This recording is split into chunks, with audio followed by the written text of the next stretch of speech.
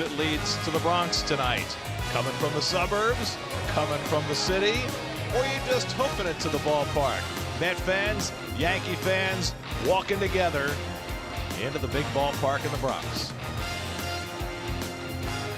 And a pleasant good evening, everybody, and welcome to Yankee Stadium. Gary Cohen, Ron Darling, Keith Hernandez with you tonight as the Mets wrap up their four-game home-and-home series with the Yankees. The Yankees have taken two of the first three. 24 hours ago, we stood here and talked about how it was so great that the Mets were finally getting Cespedes and Bruce together in the batting order. Best 3-4 combination they've had all year. Well, that lasted for one day. Yoenis Cespedes is now on the disabled list, and it's up to the rest of the Mets lineup to figure out how to score runs without him. Well, the lineup tonight, Gary, has 6 left-hand batters in the lineup, 1 switch hitter, and Walker. Walker's been moved to the third hole. He's red hot. I don't mind Walker red hot in the 3 hole. You still got Bruce clean up.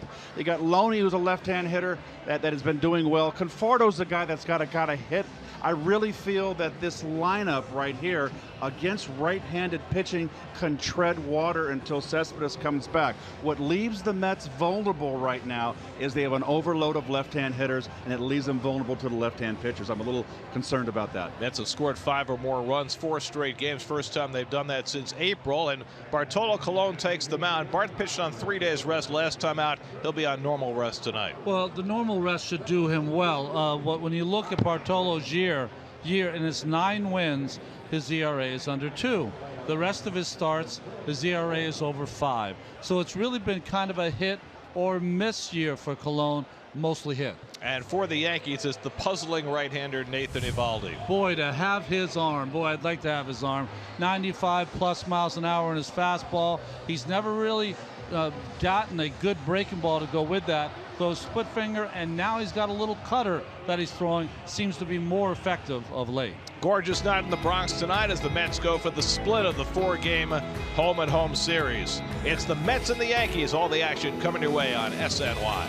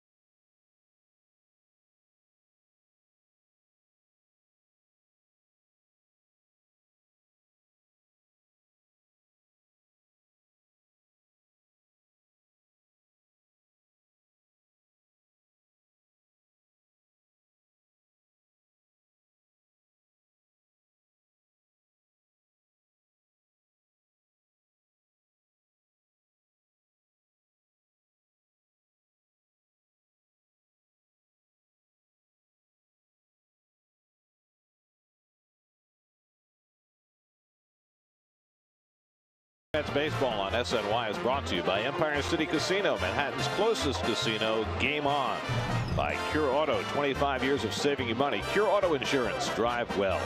And by the $1.5 million Hambletonian, America's Trotting Classic at the Meadowlands Racetrack this Saturday. Post time is at 12 noon.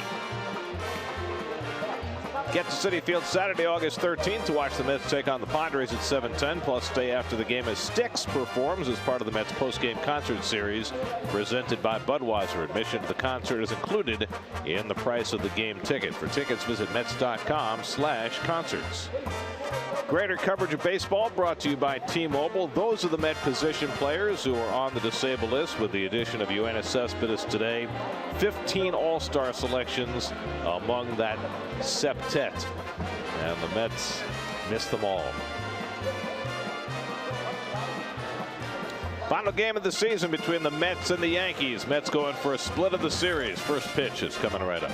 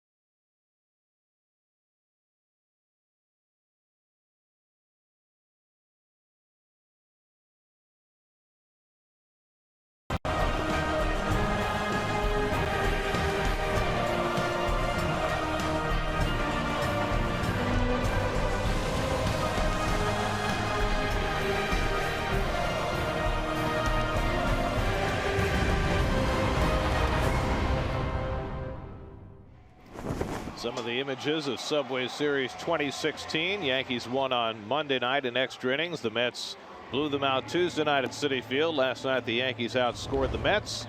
And game 4 tonight, there's the Geico Mets starting lineup. Curtis Granderson leading off and playing left field for the first time since 2014. No Yoenis Cespedes, now on the disabled list with a quad injury. And so Neil Walker goes into the third hole in the lineup. Michael Conforto will DH tonight. No Wilmer Flores tonight. Kelly Johnson plays third. Matt Reynolds is short.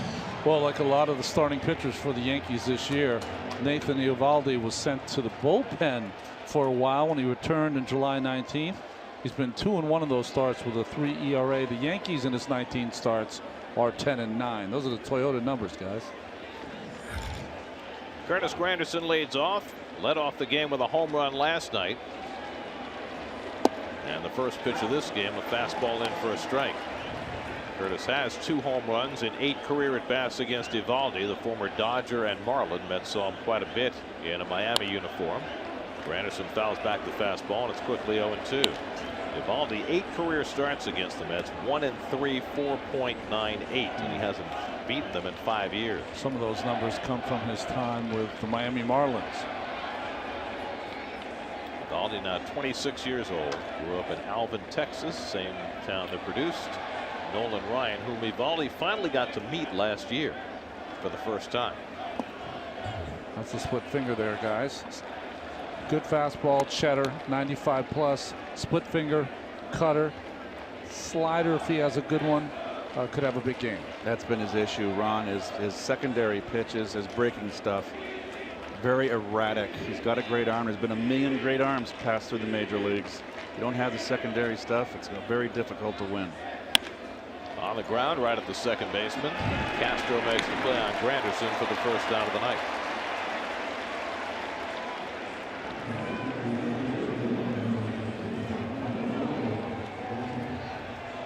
So 1 out and nobody on. Now Alejandro De Aza.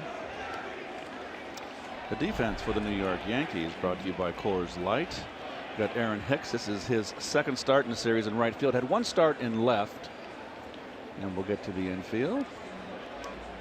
And Rob Refsnyder getting his first start at first base. He played a lot of first base when Teixeira was injured, and Brian McCann is back in the lineup tonight. Here's De Aza, who has turned his season around after a really distressing first 3 months in a part-time role. De Aza, since the 1st of July, is hitting .342. Playing center field tonight. And he has to get his feet out of the way of that fastball. 2-0.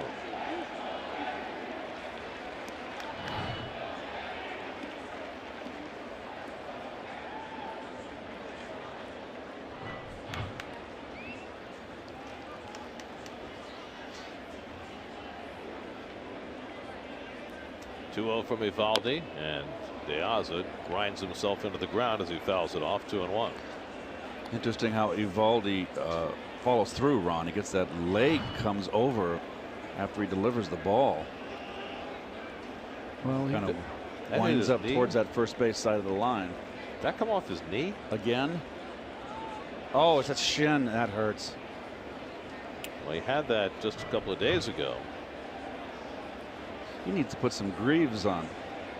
Jeez, he's getting those shins are hammered. Those are the old night days. They used to the armor on the calves. I think they were called greaves. I could be wrong. Don't quote me on it. I'm thinking chaps. I'm thinking Ben. Or Tom. Yeah. I'm going to look it up. I'm pretty sure I'm right. Commercial break. I'll do it. Full suit of armor would do. Might be a little hard getting home to first, though. It is. He's been getting hammered down there this year. Up and away, and Eovaldi falls behind 3-1. Eovaldi's walk and strikeout numbers very similar to last year when he went 14-3. The difference for him this year, in a negative way, has been the home run numbers. Last year he gave up 10 home runs all year, already 21 this season. And De Aza takes outside ball 4, and the Mets have a 1-out base run.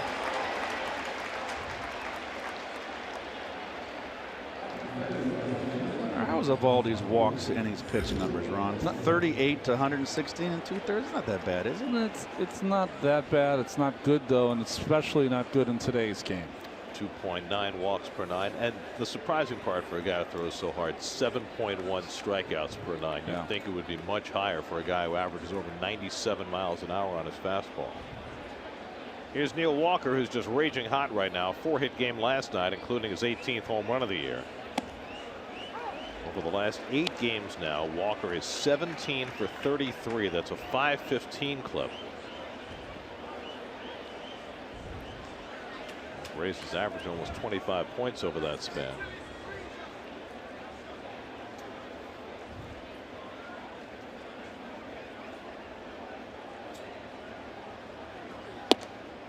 Keeping it away from Walker, and it's a ball and a strike. Neal hitting 3rd in the order. Jay Bruce still waiting for his first Met hit, standing on deck.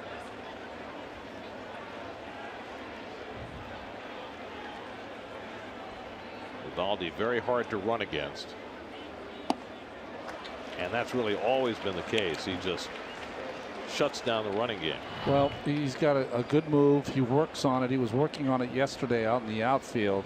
And he's also very quick to the plate. Not a slide step, but quick action, quick arm action. Bruce on deck.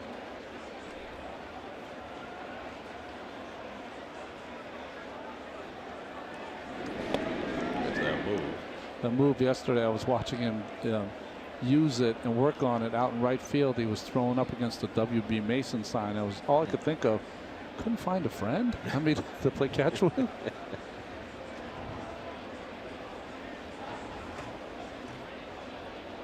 Needed a pitch back. And he strikes out Walker with a fastball for the second out. You used that Jerry Coleman line. He was throwing up by the cannons. Did I? Oh, jeez. You plagiarized there. So 2 out, not Jay Bruce. Bruce is 0 for 8 in his first 2 games as a Met, and if you go back to his last couple of games as a Red, he's 0 for his last 17. So looking to get off the Schneid in his first at bat tonight, and goes after the cutter and misses. 0-1. He's taking a rip. Big, strong guy. You can see this would be a great park for him to play in. 53 extra base hits already this year for Bruce. Only 3 National Leaguers have more. Well, he played in a park in Cincinnati that was awfully conducive to a left-hand power. I would like to play 81 games in that park. They charted his home runs this year. The 25 he's hit, maybe 1 or 2 would not have gone out of Citi Field. So it's not all of a matter of park effects, the fact that he's had a great year. Problem for Bruce is the last 2 years he really wasn't up to par, but this year, fully healthy after a knee problem a couple of years ago, he has been at his best. This is a hanging nothing pitch right there. He swung right through it.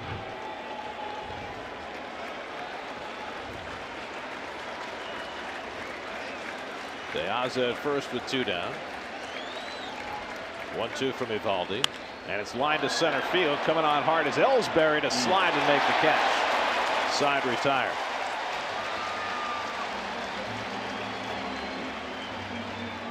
Ellsbury comes in quickly, and Bruce is still looking for that first hit as a Met. No score at Yankee Stadium.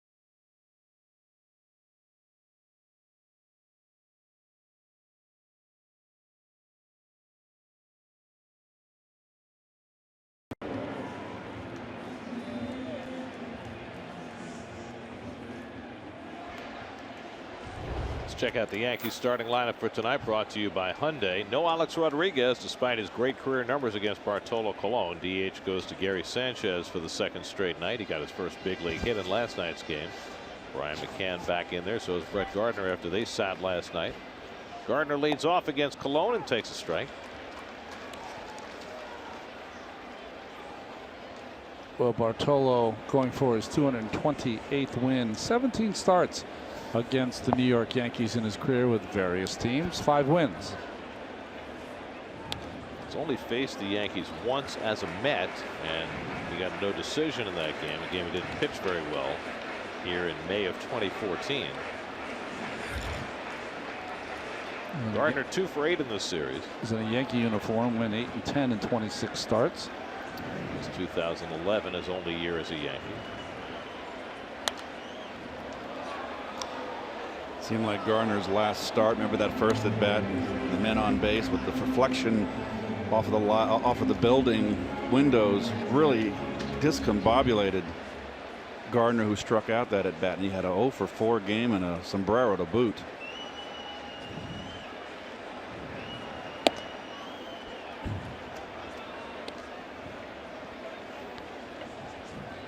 Gardner, Ellsbury, and Headley for the Yankees in the opening inning. Yankees poked their nose over 500 with their win last night.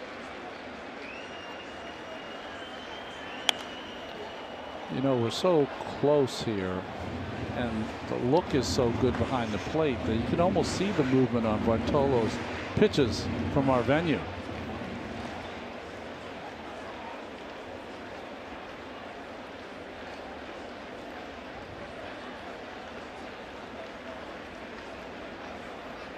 There's 1-2 to Gardner. Gardner keeps wasting away those outside fastballs. Gardner's a kind of a cut and slash hitter. He can go to left field, good inside out. He's a typical, atypical leadoff hitter. A lot of speed at the top. He brings 13 stolen bases, only caught twice. He's a nice player. I like him. Hustles. 351 on base percentage, best in the Yankee lineup. Bartolo took a little off, and it sails outside 2-2. Colon's last start against the Rockies, working on 3 days rest. He looked pretty good the first 3 innings, and then things fell apart for him and gave up 5 runs combined in the 4th and 5th, and that was enough to beat him. On the inside corner, he gets Gardner looking. So after all those pitches away, he finally came in and got Gardner for the first out. A lot of movement here. This one starts right in the inside corner, ends up down the middle. I shouldn't say that. That did start at his hip, right at him. It's a lot of movement. A lot of movement. 2 feet. That's what those Cardinals hitters were talking about 2 starts back. Yeah. About that great movement on that 2-seam fastball. One of the better games Colon's pitched all year. That game against St. Louis. 7 innings, 1 run, 3 hits. Here's Jacoby Ellsbury. Ellsbury 4 for 13 in this series, hitting a .266 for the year.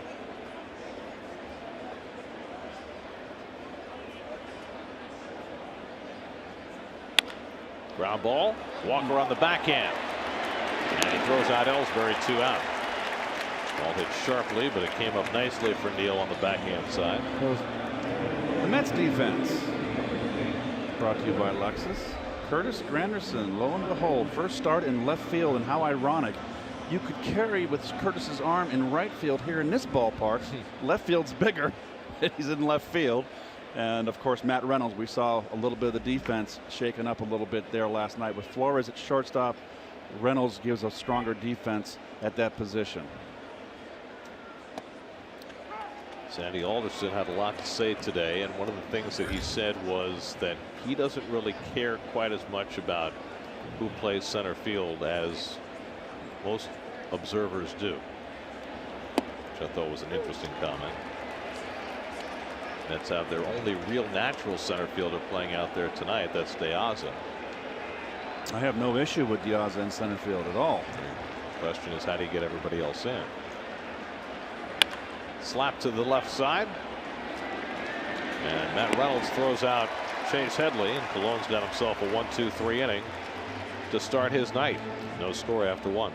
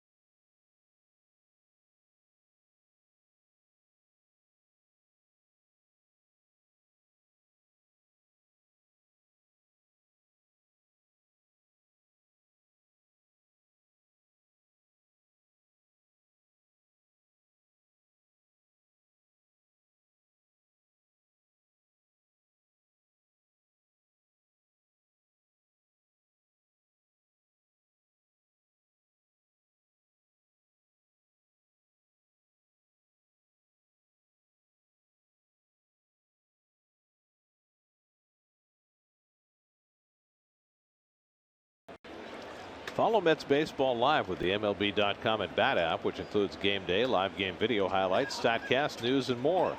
Download MLB.com at Bat, the #1 app for live baseball on your phone and tablet. Oh my! A little bacon on a stick. Isn't that something you'd have a?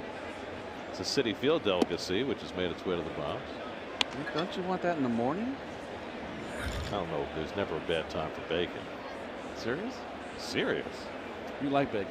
Love bacon. Oh. Does anybody not like bacon? James Loney leading off the second. James had 2 hits last night. Now, for his career at the new Yankee Stadium, is hitting .389, which is the best average of anybody who's played here a significant amount of time. Michael Conforto DHing tonight on deck, and then Travis d'Arnaud against Nate Eovaldi.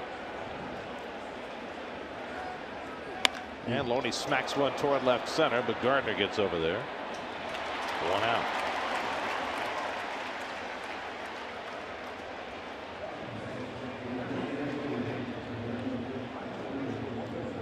Now Conforto, with Cespedes going on the DL today, the Mets called up Brandon Nimmo, who by his own reckoning was in Las Vegas for about an hour before he turned around, went back to the airport, and came back to New York. They got to do something about that. They got to get their AAA team closer to home.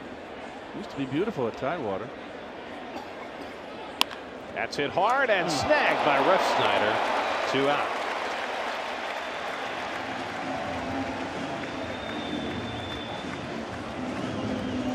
Conforto hit a bullet. Ref Snyder was equal to it. They'd like to pitch Conforto in. You see the shift was on. And they pitch him in and play him to pull. It's not fair those first basemen get those big gloves. Well, it's like cheating. Tell it to Willie McCovey. I dare you. Here's Travis d'Arnaud. Travis 3 for 9 in this series, including a home run. Sat last night as Rene Rivera started. I was going to say, with Nimmo called up, Mets now have Granderson, De Aza, Bruce, Nimmo, Conforto, 5 left-hand hitting outfielders. Hit the other way, a base hit for d'Arnaud. He's got the first hit of this game. Not sure if I've ever seen that before. A team with 5 left-hand hitting outfielders and no right-handed. You probably have to search high and low, Garen, to mine that internet. Oh, just off the top of your head would do. When you look at our right-handed bench, really, we got Rivera, who's the catcher, so that means you can't use him. You could, as a last resort, but Flores is the only guy on the right side of the bench. Ty Kelly, a switch hitter. Oh, switch hitter Kelly, yes. Here's Kelly Johnson with d'Arnaud at first and 2 out. Kelly playing third base for the second straight night. 1 for 5 in this series.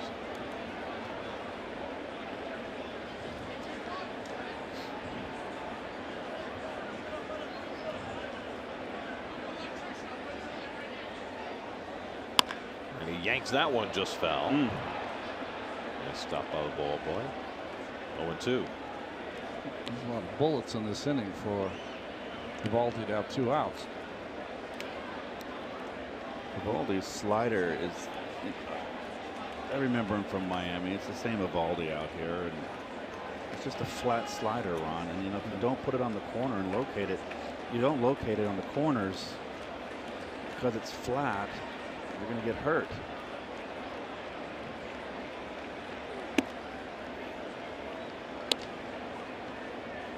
Well, he developed a splitter a few years ago. Probably going to see here after the high fastball. He's developed a cutter. But still, his best stock in trade is he throws 98 miles an hour. And it seems sometimes as though he doesn't throw his fastball enough. Well, his fastball command is not great, and there's what you were talking about, A-Rod on the bench, despite his big numbers against Bartolo. It's got to be tough for him to be a guy that's played his whole career and sitting and watching. d'Arnaud at first and 2 out. And Johnson grounds one to the right side. And it's Headley playing on the right side. A 5-3 put out to end the inning. Middle of the second, Mets and Yankees, no score.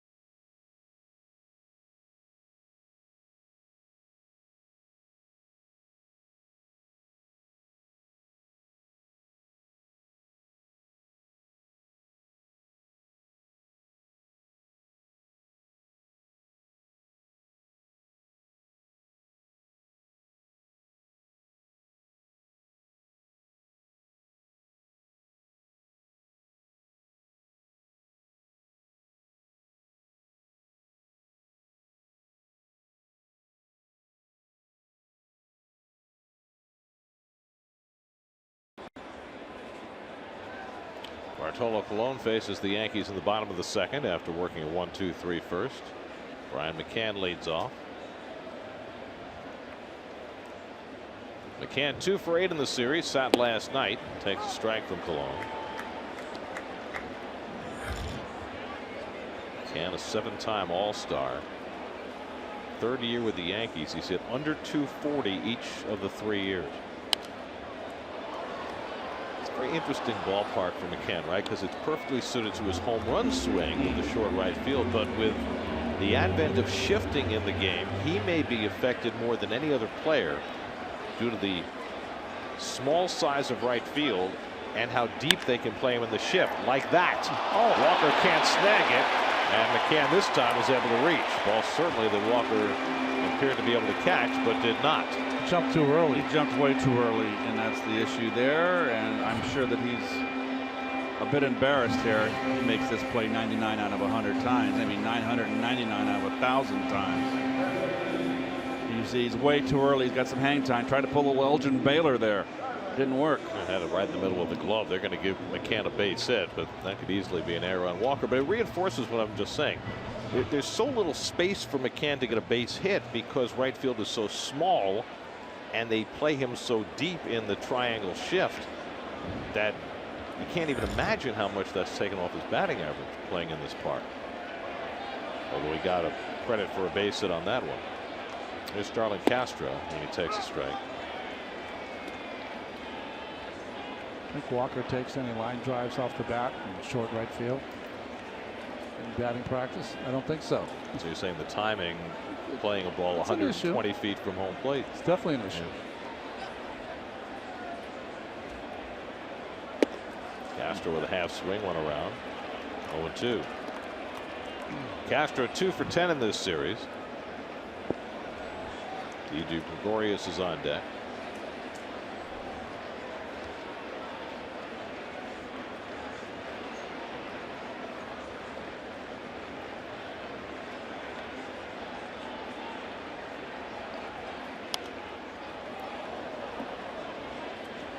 Why you'd ever bother holding McCann off?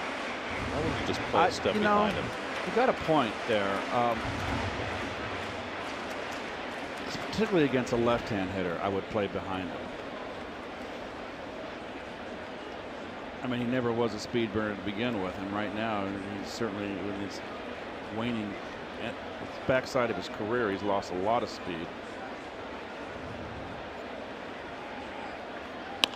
Hit sharply through the hole. A base hit for Castro. McCann strolls into second, and the Yankees have 2 men on. So back-to-back hits on 0-2 pitches from Colon. Well, that's the issue with Castro, Keith. He's a good bad ball hitter. He went down and got that slider right in the hole.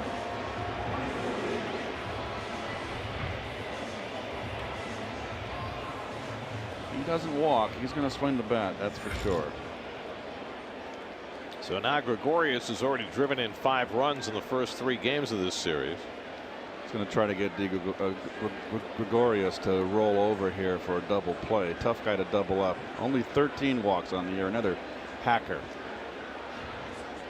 McCann at second, Castro at first with nobody out. And a foul tip. 0-1. Gregorius has got one of those thick-handled bats, and all those dings on the you see on the barrel of the bat. That's when you. I used to always do it. I used to, you know, like Cespedes does. You tap your spikes with your bat, and you always angle. You hit your the ball of your foot, the cleat. Yeah, yeah. And it bites in like a spike. It bites into the bat, and you get around 6 or 7 of those all clustered on the meat of the bat. It knocks the wood in, makes your bat like iron. Oh, I used to do that on purpose. you guys, Really? you guys have more tricks of the trade. Yes, well, And I thought you were just trying to clear the mud off your spikes. That's what we always thought. it's a little verbal lore here. Pass it on down. It's a good secret. I never heard it. Little tapper. Colon off the mound. He's going to have to go to first with it. And that advances the runners to second and third. Gregorius retired for the first out of the inning. Almost serves as a sacrifice bunt. What really, Gary, getting back to that point briefly, is that they prevented us. They stopped us from grooving the bats because guys would put rosin in it and a little bit of cork. They were cheating. I never did that. So to get by that, I used to tap on my spike and put a little ding in. Have you ever shared this knowledge with any of the modern day players? They don't. Most of them don't use ash bats anymore. They don't want to. They don't want to reach out to any information. To Yoda. It's Gary Sanchez, second and third, 1 out, infield back.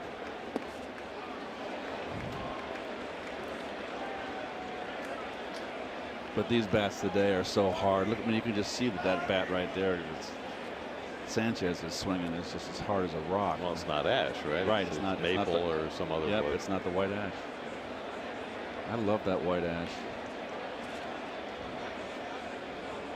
McCann at third takes a pretty good fly ball to get him home. And Sanchez takes a high strike, 1-1. Sanchez got his first big league hit last night.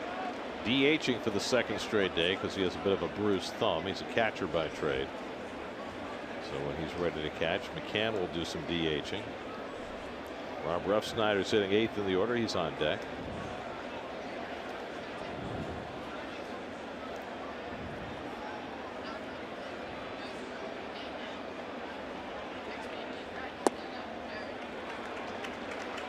Two and one.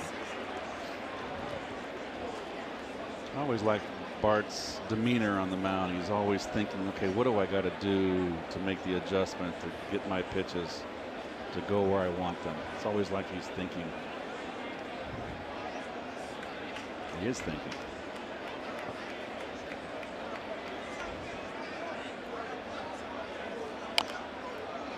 Off the mound, Colon. He's going to go to first with it with the runners holding, and Loney scoops it out, and they get Sanchez.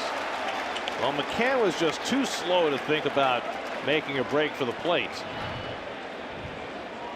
And with Kelly Johnson at third base, anchoring third base, Gary, he had nowhere to go. Nice pick by Loney. Sneaky athleticism by Mr. Colon. Sanchez not a fast runner in his own right, which gave Colon time to make the play. So now 2 out. Another at bat where a runner fails to get a runner in from third base with less than 2 outs. So it's left to Refsnyder, who's playing first base tonight. Played right field last night. He was an outfielder at Arizona.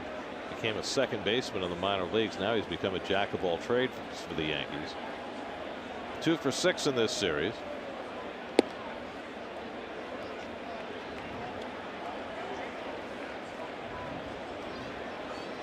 Mark Teixeira getting the night off tonight. Looks like he might be relaying some signs there. Yes. Somebody tell Hansa Robles. Oh, little Visine. Teixeira certainly had himself an active night last night. Don't know how in the heck he's not in the lineup tonight. Well, Joe Girardi said that his shin was a little sore from where Matz hit him with a pitch last night.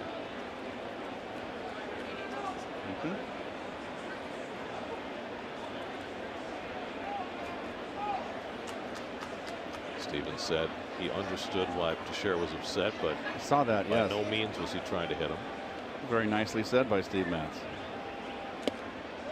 2-1 to Ref Snyder.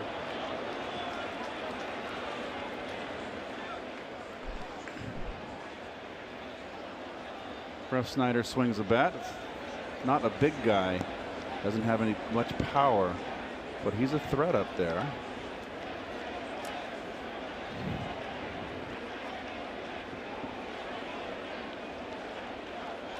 Second and third and 2 out. And Ref Snyder takes a strike on the corner. 2-2.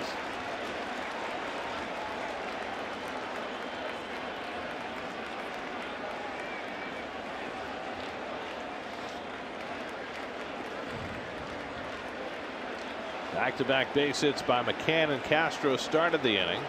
A slow ground ball moved them up. And now Colon with a chance to get through the inning unscathed.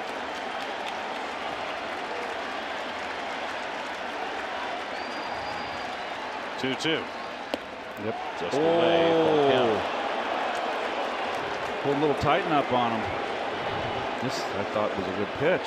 When Walcott, the young home plate umpire, said it missed the plate. It might have bent around. The catcher did not move the glove. That missed. Barely. 3-2 to Ref Snyder. Aaron Hicks would be next. And it's hit out to right. Bruce is right there. And that retires the side. Couple of hits for the Yankees to start the inning. Colon works around it. Still no score.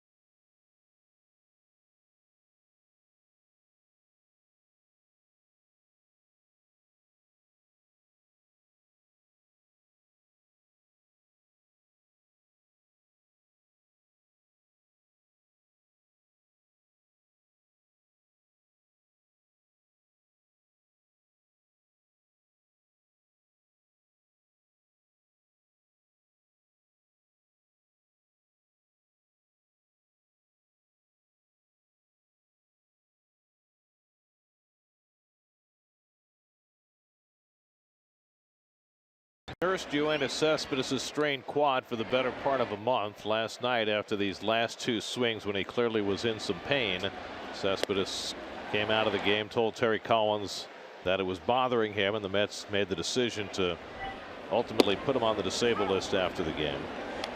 And that has led to a number of questions. It was interesting listening to Sandy Alderson earlier today say that in retrospect, maybe the Mets should have put him on the disabled list when he first got hurt almost a month ago. So there's that. But then there's also this this thing that is out there about Yoenis Cespedes and his golf game, and whether that should be considered an issue, and whether it had any impact on his injury or exacerbated in any way. Matt Reynolds takes strike 3 call. So I don't know enough about the stresses that golf places on a professional athlete in another sport. I know that Cespedes likes to play a lot of golf on game days, and this came up during the postseason last year when he had a little shoulder problem. So you're a golfer, Ronnie. Yeah. You tell me, should we be concerned at all about the fact that he played golf, and could that have had any impact on this thigh injury? Well, a lot of it has to do with what kind of golfer you are. If you're a high handicap golfer, and I play with a lot of high handicap golfers, there's a lot of stress they put on it. If you're a pretty good golfer, no, there's really no physical thing that you can do other than being out on the golf course for a few hours, although the weather was beautiful today, so the heat's not an issue. I don't know, there's so many parts to this. The first part is the superstar player kind of gets the benefit of the doubt when he injures himself, because he's asked by the manager, do you think you can play? I think in a couple of days I can play. The second layer is that the offense was so bad that you needed him whenever you could get him, and if that meant once every 3 days, then that was enough, because that's how important he was to the ball club. You know, when Keith and I played, no one played golf. You know, the equipment manager wouldn't take the golf clubs. You weren't going to play golf, or very few people played golf, maybe on off days. But you know, this is part of what Cespedes does.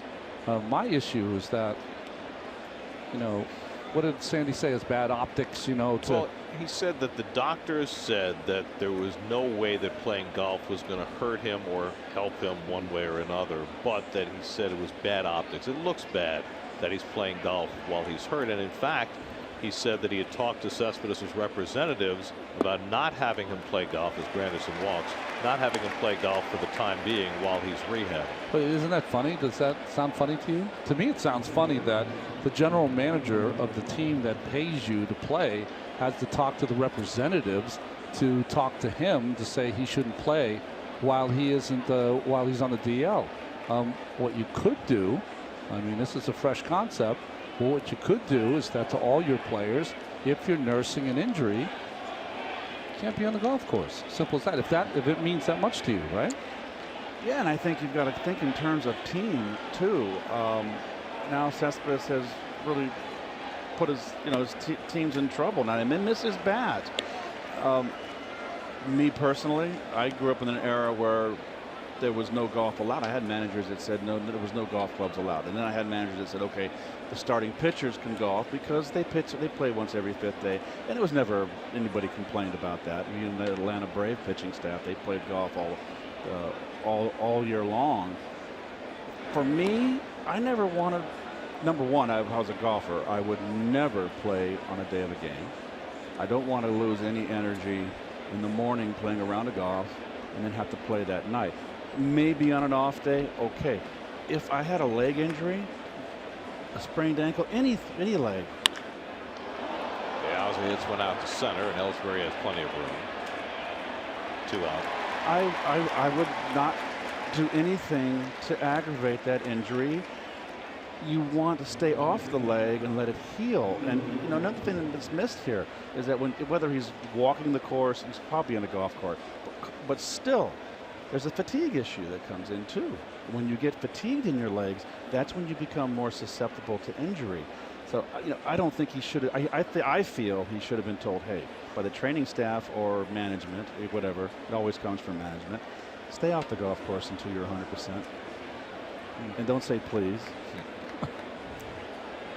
Well, I do know that player contracts have certain prohibitions, right? You can't go skiing, you can't go snowmobiling, you can't play basketball because there's a threat of serious injury from that. I've never heard of a baseball player's contract barring him from playing golf. Yeah, and like I said, golf to me is not the cause of the injury. The cause of the injury is that he hurt it a month ago.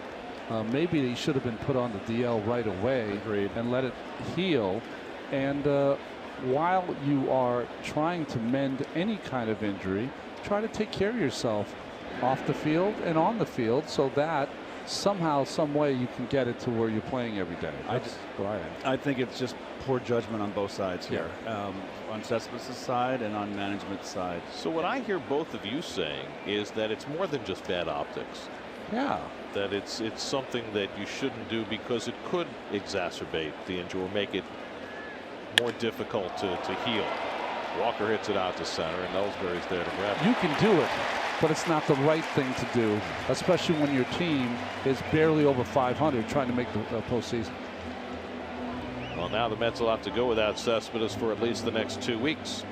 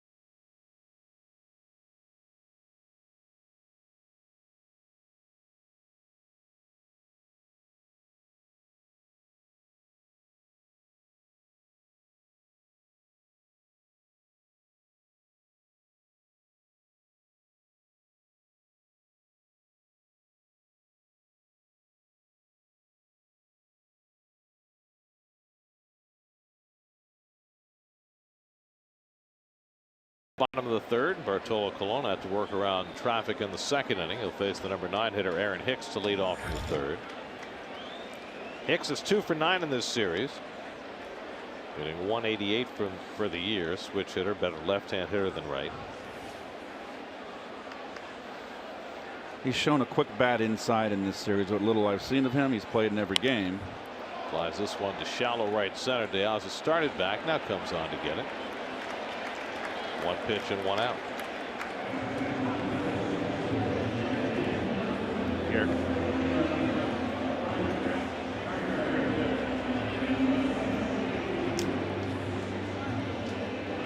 Here's Brett Gardner. Took a call, third strike, his first time up.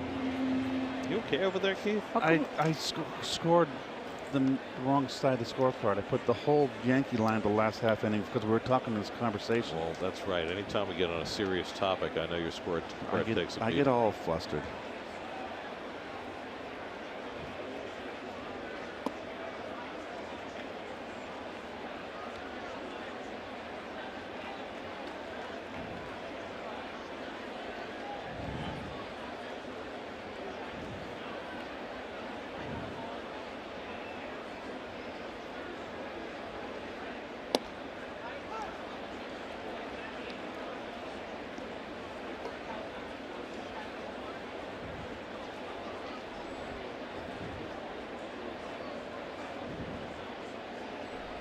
Kobe Ellsbury waiting on deck. 1-1 to Gardner. Trying to drag a bunt and it went foul. 1-2.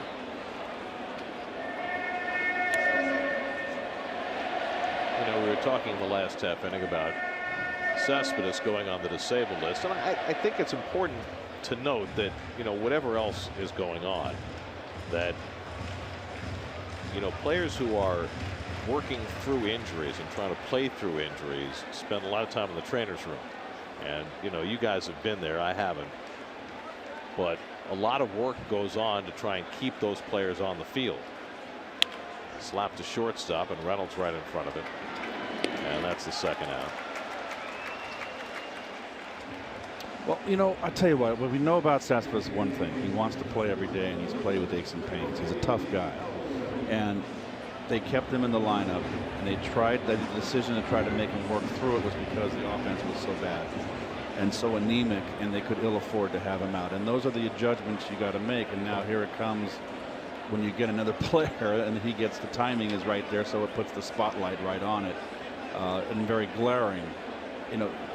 Sometimes it's hard to pull the reins back when you have a key player hurt, and to put him on the DL. So okay, we're going to miss him here in July, but we're going to have him August and September when it counts. It's hard to do that. The natural knee-jerk reaction is to try to keep him out there, especially with the offensive woes. I do not question Cespedes' grittiness. I've seen that he's played with pain, and he wants to play. Terry has told us that he doesn't want out of the lineup. Right. Terry has gone to him and said, "Hey, I want to give you a rest today." He said, "No, I'm fine. Put me out there." Maybe the first sign, though, is that he had to make a decision, Cespedes himself. There were certain positions he couldn't play with the leg the way it is, and sometimes it meets the eye test. Also, just watching him in left field go after baseballs. You could see that he was playing in a lot of pain and trying to play through it. That being said, Ron, is Reynolds on the backhand, and the jump throw not in time. Ellsbury with an infield hit. My point is this. It was obvious we were seeing Cespedes trying to play with him. He was grimacing in some pain. Wasn't able to run fast. All the more reason to stay off the leg, let it heal, stay off the golf course. That's my opinion.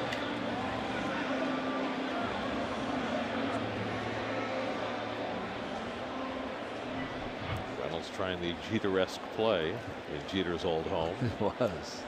Came up a little short. Ellsbury aboard with 2 out. Now Chase Headley, who grounded out to short his first time up. Didn't even think that was allowed here by opposition. Patented? Yeah. Okay, by permission only. Headley lifts one foul.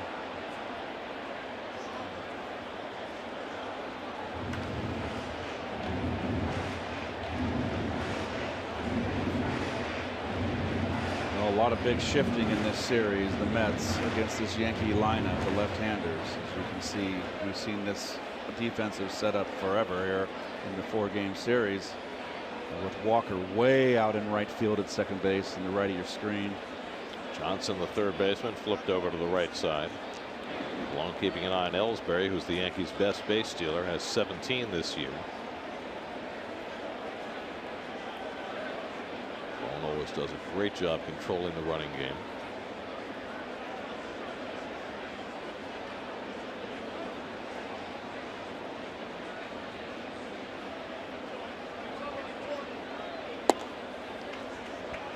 One and one to Headley.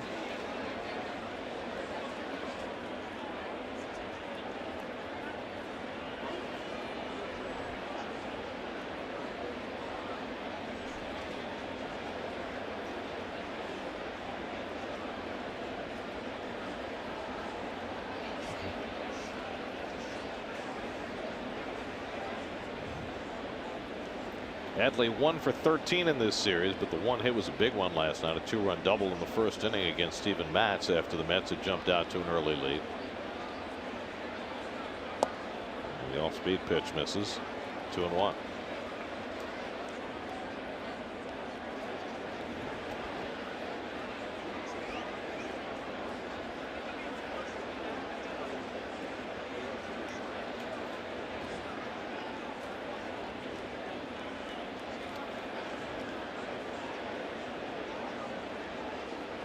Ellsbury at first and 2 out.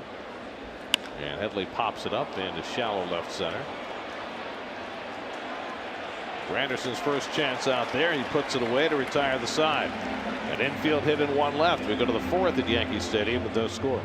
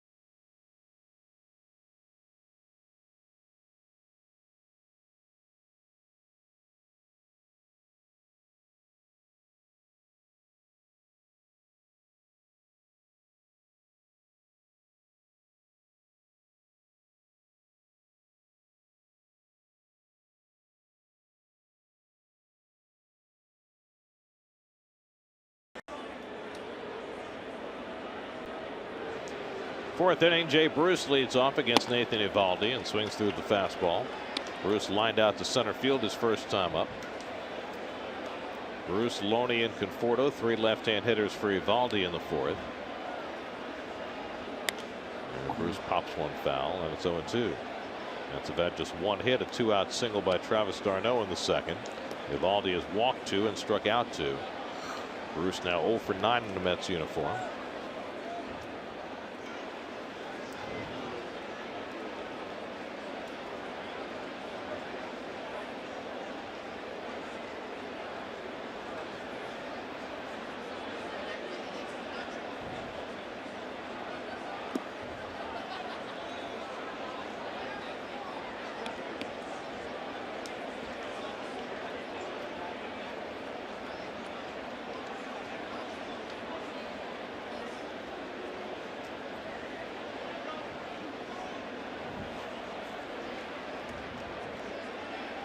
One-two, and he struck him out.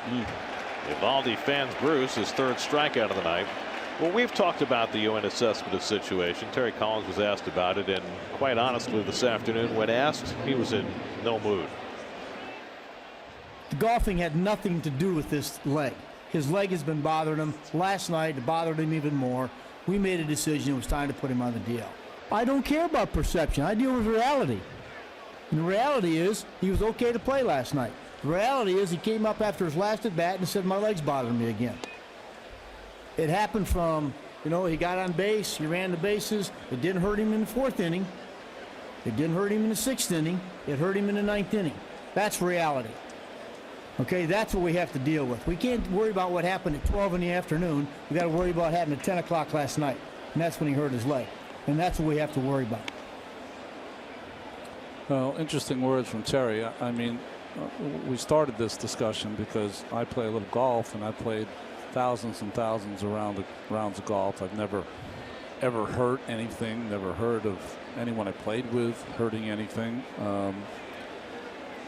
I know what you're saying, Keith, and I'm in line with you only because Loney trying to get it up the middle and sneaks it through for a base hit.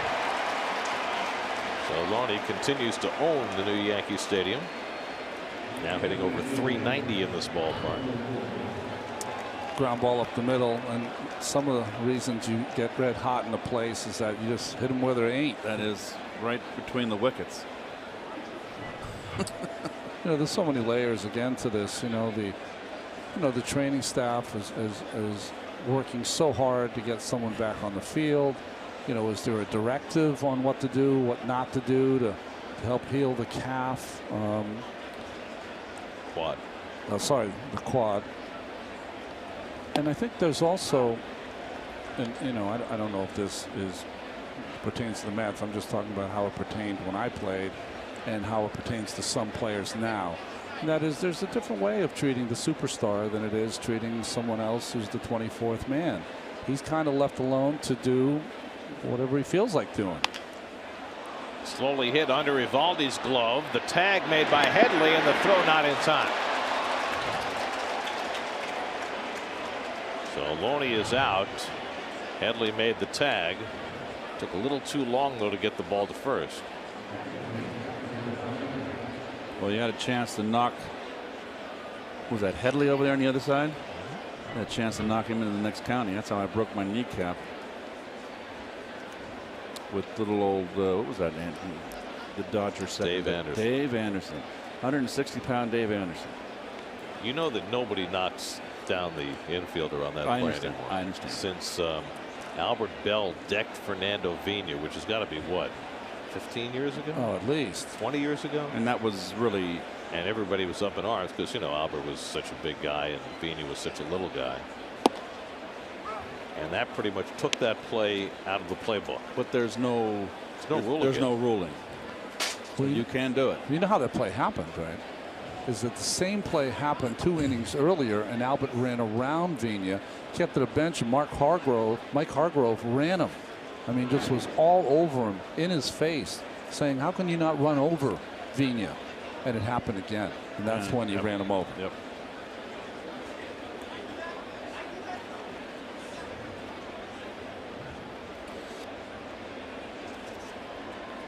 Arno hit a base hit to right field his first time up. Conforto at first with 2 out.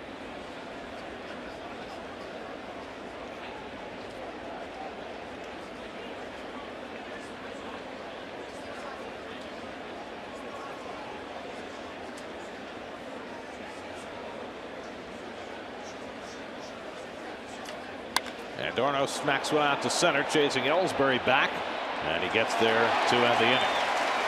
Another hard hit ball against Eovaldi that results in an out. Middle of the 4th in the Bronx. Mets and Yanks, no score.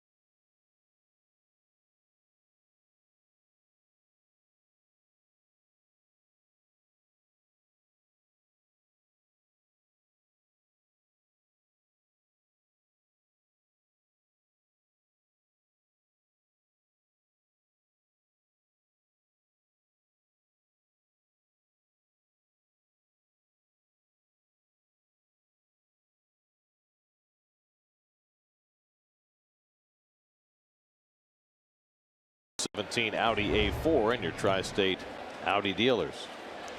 Brian McCann leads off the home fourth. McCann lined one right into and out of the glove of Neil Walker that was scored a base hit back in the second inning. Malone gave up back-to-back hits to start the second, but got through it. And he falls behind McCann 2-0. Starlin Castro on deck, then Didi Gregorius. And this is where Colon was in his last start. McCann lifts a lazy fly ball for Granderson. And he puts it away. Granderson's last start in left field came 2 years ago. He started 8 games in left that year for the Mets. He's played a smattering of left field over the years, much more center field and right field.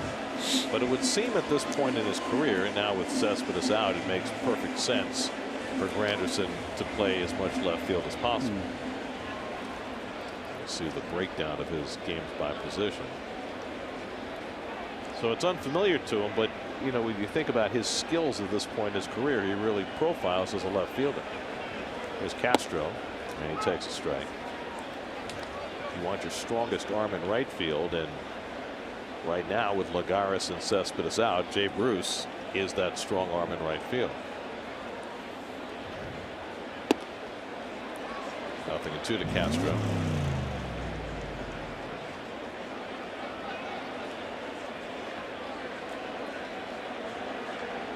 Plenty of room for your clubs in the back of that pickup. Castro flies one out to right, and Bruce is right there waiting. So another fly ball out for Colon, and he's got the first 2 down in the fourth.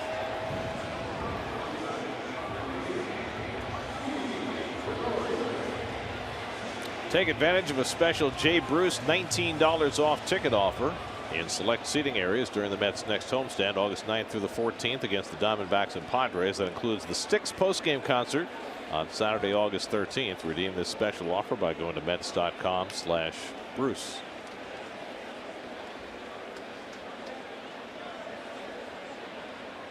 Here's Gregorius, and he takes a strike. 5 ground ball outs, 5 fly ball outs for Mr. Colon. Only 1 strikeout. That was his first batter tonight, Brett Gardner. None since.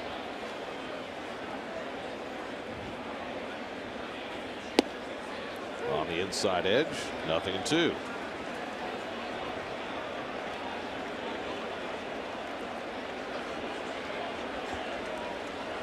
Dan Warthen, after watching the elevated pitch counts of his younger starters the last few nights, has to be loving watching this. Stroked out to right center field, cutting across his De Aza. He dives and he makes the catch. That ball appeared to be by De Aza, but he makes a brilliant backhand play. Diving toward the gap and away from home plate, right in the webbing. Sparkler for De Aza. This is a big league play right there. He ran a long way for this ball. Fantastic. Well done.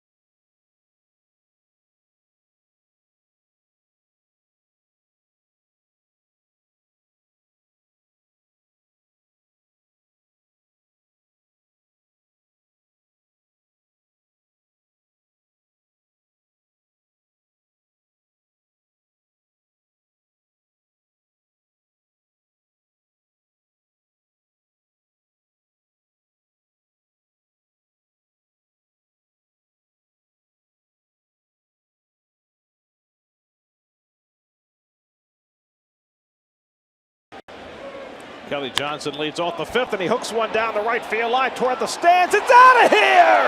A bullet of a home run off the bat of Kelly Johnson to put the Mets in front.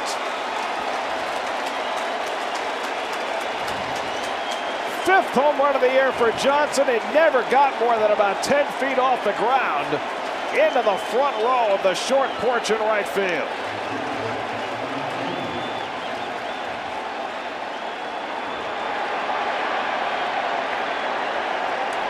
This is the only ballpark where that can be a home run. Yep. And Kelly Johnson took advantage of the conditions to give the Mets the lead.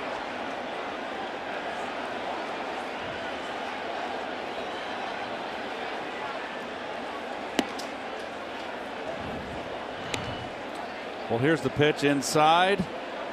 Oh, hanging slider right down the old pipe. And that is a humpback line drive, we called it right there, and it just humped right over that fence. Last time there was a home run hit like that next door, they were chanting Red G when he had 3, right? Yep. This is a great ballpark for a left-hand hitter to go up there, Gary, for a strike and look in with intent to wrap it around a foul pole. What if you had played 81 games in a park like this? I would have loved it. I mean, would it have changed your approach as a hitter? That would scare me, yes. Would it made me much of a pull hitter? Remember, everybody says that a lot of hitters come here and they forget that there's 81 games away from this ballpark. You get in the bad habits of pulling. For me, I'd love to play in Philadelphia. Bandbox all over.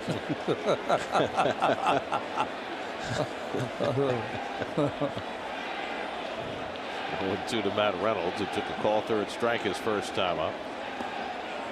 Well, we mentioned earlier that Eovaldi has had a home run problem this year. Gave up only 10 all of last season. He's now given up 22 home runs this year. And you look at his career, he was never a big home run guy, but all of a sudden this year, the gopher ball has bit him. Just a little over 120 innings, too, with those 22 home runs. It's been a strange year for Eovaldi. He had a great month of May. Had a stretch of 5 starts where he had a 2.03 ERA, won 5 in a row. But then he went over his next 6 starts, 0-4, 9.20. They put him in the bullpen. He came back into the rotation. He's done okay since coming back. Guys who have great arms are like hitters who have great power. They're always trying to fight to find that consistency. And for some, it never comes.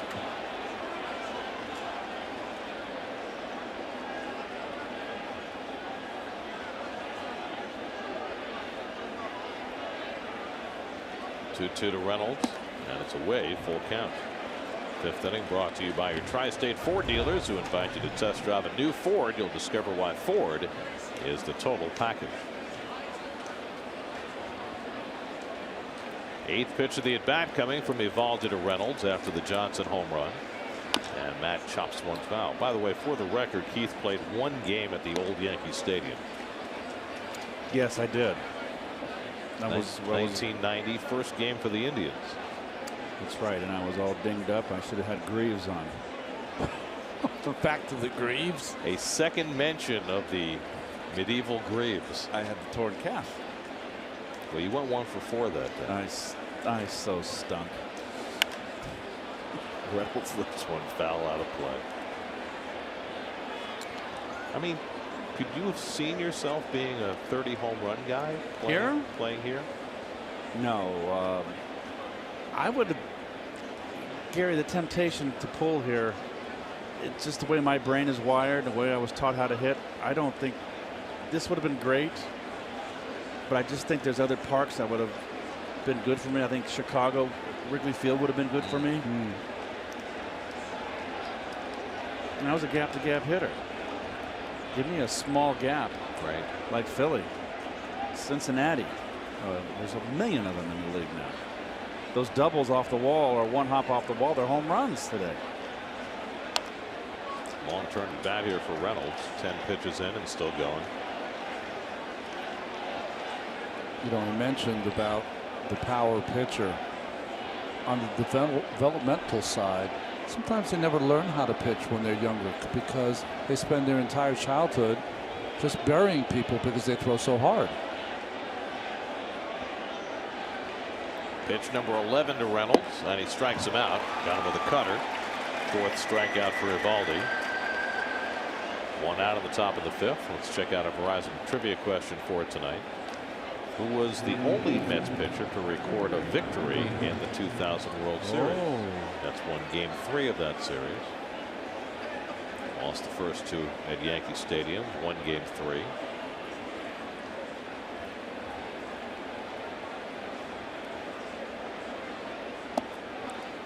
Granderson takes a slider for a strike. You know, you talk about Eovaldi, a guy with a power arm, coming up to the big leagues, and he's what, 5-6 years into his career now. Then you think about the power guys that the Mets have brought to the big leagues over the last few years, and it really makes you appreciate how evolved they all have been. Harvey and Wheeler and Syndergaard and Matz and DeGrom. Well, I think a lot of the credit has to go for the people in the minor leagues, and that's all up and down the minor leagues, culminating with Frank Viola in AAA, and with Dan Worthen here, that they've been able to make sure that these young people have fastball command, not how hard you throw it, fastball command first, and then breaking pitches for strikes. You know what's interesting to me about that, and I'm just thinking about this off the top of my head. You know, Eovaldi came up with the Dodgers. The Dodgers have always been known as a pitcher's organization. They have had a tendency with certain guys over the last 10-15 years to rush them to the big leagues. And I'm thinking of Edwin Jackson, thinking of Eovaldi, maybe this year Julio Urias, guys coming up at 19, 20, 21 years old when maybe they weren't ready. And trying to learn, and in the day, they would rush them. The Dodgers would rush them sometimes, but put them in the bullpen for a while. Pedro. Yeah, Pedro, Bob Welch, there's others. Dave Stewart. Granderson lines one into left center for a base hit. Gardner gets over and cuts it off. Curtis is going to try for 2, and he makes it safely. Ball gets loose on the infield, but backed up by Refsnyder. A hustle double for Granderson. Well, big left center field here. Gardner does not have a strong arm. As you can see right there, he kind of looks like it's bowling for dollars. Nice hustle by Curtis. Always hustles. He smells double right out of the box. Last 2 games, Granderson 6 out of 8 times he's been on base.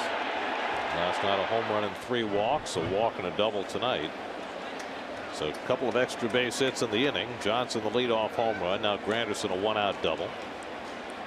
And here's De Aza, who made that wonderful catch in center field to end the last half inning. Alejandro has walked and flied out tonight, 0 for 1. And takes a slider for a strike.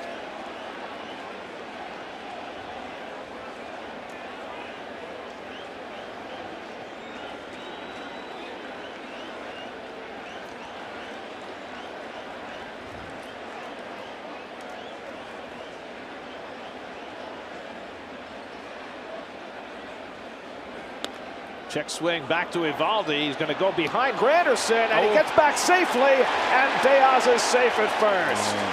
Granderson was only about 15 feet off the bag. Eovaldi thought he could get him going back in, but it was too late. Well, the wrong choice. Even though he looked and he might have had a shot here, there's 1 out. Take the solid out at first base, 2 outs with a guy on second. I know that it's enticing when a guy's off the base, but if you're not a fielding pitcher who can get rid of the ball quick, you've got to take the sure out. The Gregorius tried to turn it over here. But nice job by Curtis getting back, Keith. Nice job by Curtis, and very heads up by Gregorius to try to finish the play. Brian Gorman right on top of the play to make the call, so it's a fielder's choice, allowing De Aza to reach. And now 2 aboard with 1 out for Neil Walker. Let me say, though, that was not an easy choice for Eovaldi because it really looked like he had a shot. But Curtis did a good job of getting back. But if you don't know at all, make sure you get the out.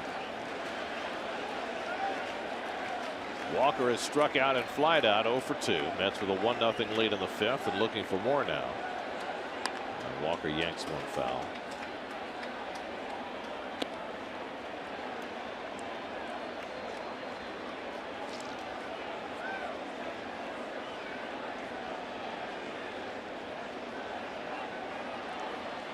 Neal is 5 for 16 in these 4 games against the Yankees, including a double and a home run last night.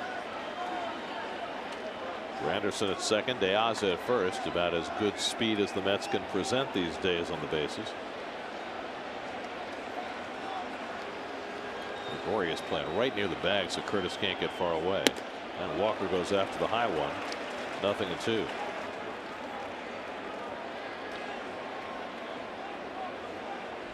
Jay Bruce waiting on deck.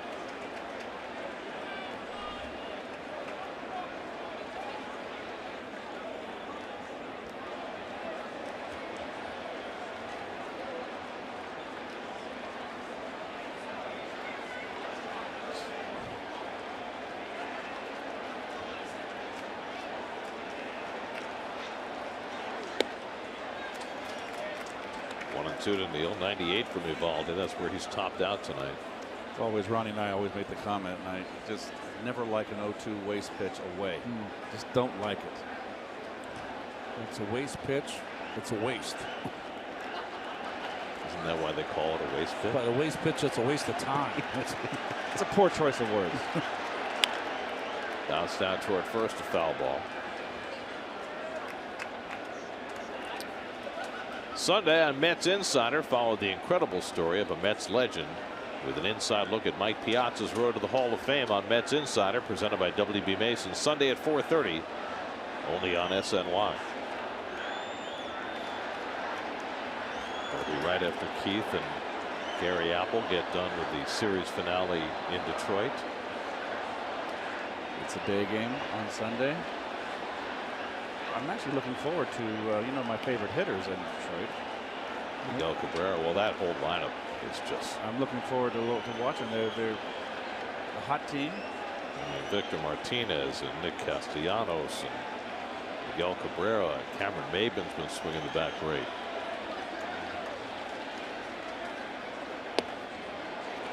Two and two now to Walker. Tigers had their 8-game winning streak come to an end this afternoon. They were beaten by the White Sox, and Jordan Zimmerman came off the DL, and he was knocked out in the 2nd inning. Gave up 6 runs in an inning and 2/3. So that's certainly a cautionary note for Detroit.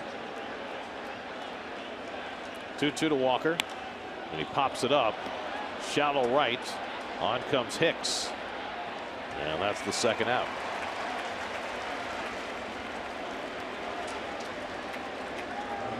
So now 2 out and 2 on, and Jay Bruce coming up.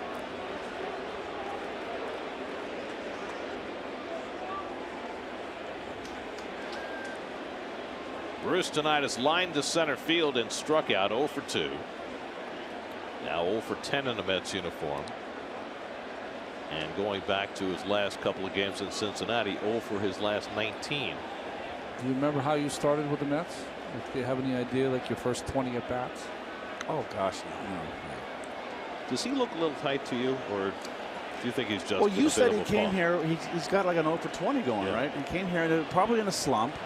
And don't think that when you're coming over in a trade and you're in a slump. Oh my goodness, you got a new fan base. I mean, you're 0 for 18 coming over here, and that means you're in a slump. You're not feeling good at the plate. It's not because you're in a new uniform.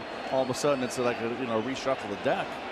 So he's just a little bit of a slump right now. He's swinging through a lot of things. He's going to come out of it, but it's going to be a little more pressure packed for Jay because of the new surroundings, the new environment. And I would think now with Cespedes out of the lineup, it just adds another layer. I also think being on the road will be helpful. I think the weekend series in Detroit, he may feel differently, Bruce. I always felt less pressure on the road as opposed to being when I played at home. That's just me. 1-1 from Evaldi, and he lifts one to deep right center field. Back in the gap, Ellsbury, back near the wall. It's out of here! Jay Bruce's first hit as a Met is a 3-run homer.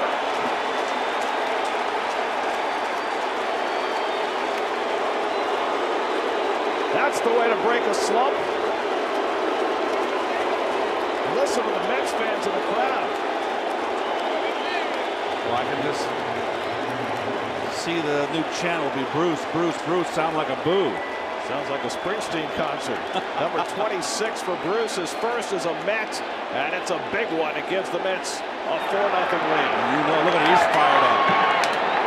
Well done. Second home run of the inning. Bruce had gone 0 for 10 as a Met. Says it was nothing. Let's see the pitch. Oh, I tell you what, it was a backdoor slider, Ron, and it was on the outside corner and down. Look, he kept the shoulder in. Look how strong he is. He had to reach for that ball and hit it over the 385 sign. So this is no field mouse poke here. His 234th major league home run, more than anybody else in the National League since he made his debut in 2008, and you can see why.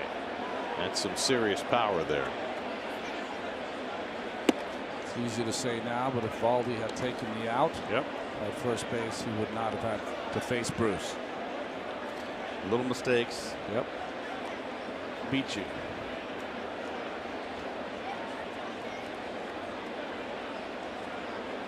Loney is 1 for 2 and a base hit up the middle his last time up.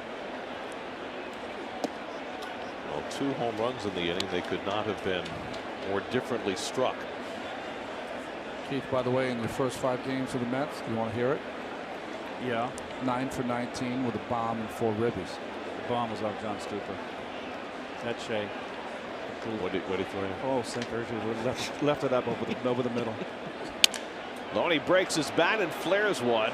And back goes Rough Snyder. Almost tripped over Castro, but kept his feet and kept the baseball to end the inning.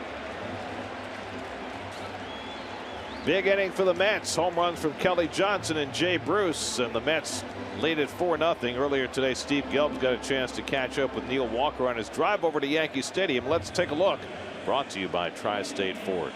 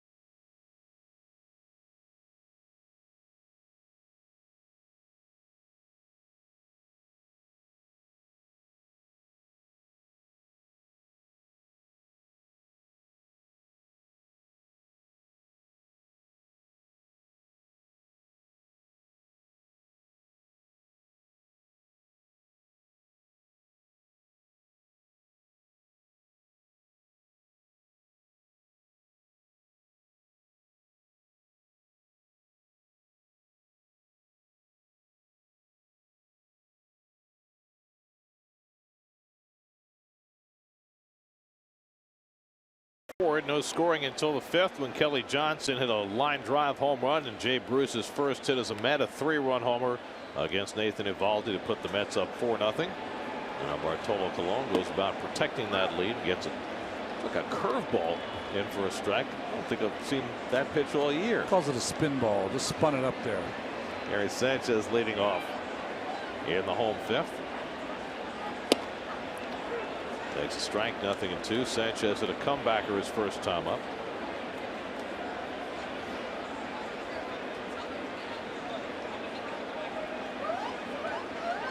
Colon's given up 3 singles over the first 4 innings.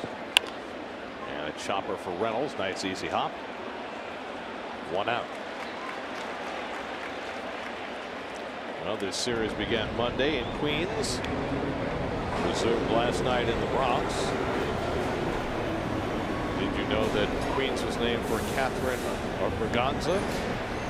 The Bronx was named for Jonas Bronk. That's right. Catherine Braganza was Queen of England. I remember. Married. I must have been married to her. I remember that name. Believe it or not. Hot shot to third. Johnson handles it. Throws on Rough Snyder. 2 out. Didn't realize by what a margin Queens outpopulated the Bronx. Brooklyn's got them both, but yeah. I'm a West Coast guy. I mean, if there was a rumble between Queens and the Bronx, Queens would have the numbers on their side. That's right. The larger army. Like playing a game of Risk. Yeah. To move these armies to City Island. Here's Aaron Hicks, who flied to center his first time up. And Cologne, after a rough outing on 3 days rest, his last time up against Colorado. Looking sharp today. Hicks lines one to right at Jay Bruce, and that retires the side. A 6-pitch inning for Bartolo Colon after getting the lead. We've played 5 in the Bronx, the less populous borough.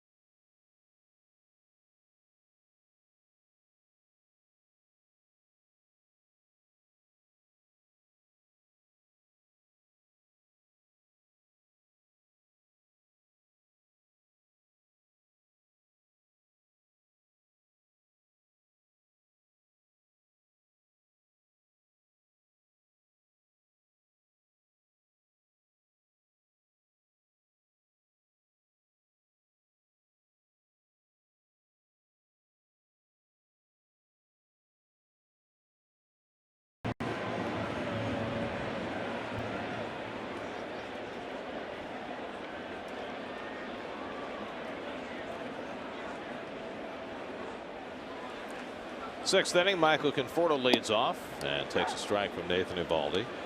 Conforto lined out to first and grounded into a fielder's choice. Conforto, Darno, and Johnson against Eovaldi, who gave up 2 home runs in the 5th inning, accounting for 4 med runs. Splitter, and it's 0-2.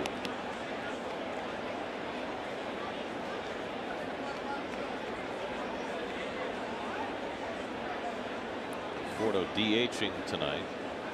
Barry Collins said he'd probably DH Granderson at least 1 or 2 games in Detroit. That's drilled to center field, chasing Ellsbury back. It'll get there.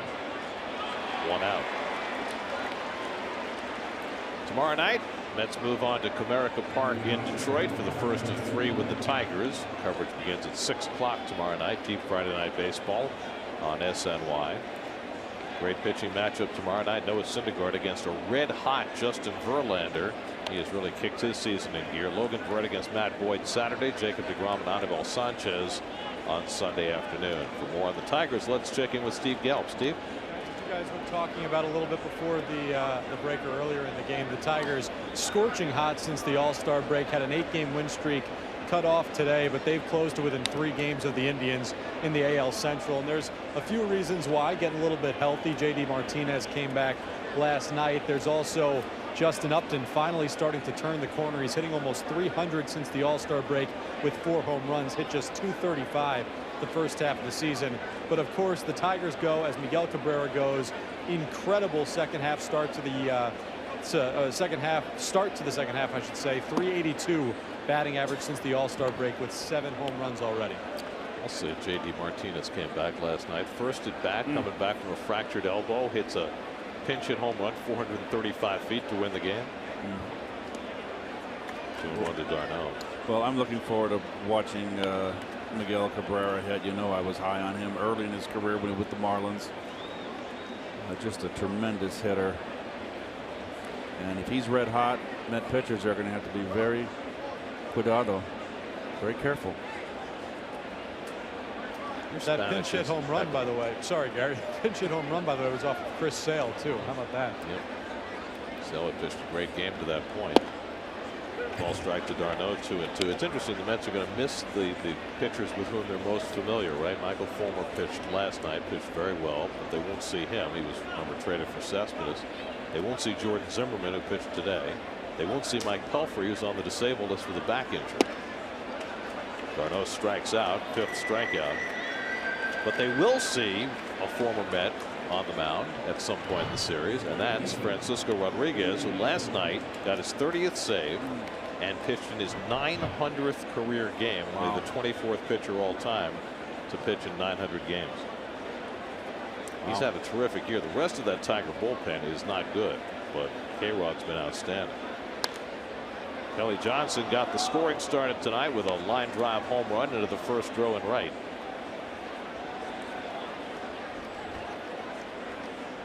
Richard Bleier is up in the Yankee bullpen. Bleier's arm's gonna fall off before this series is over.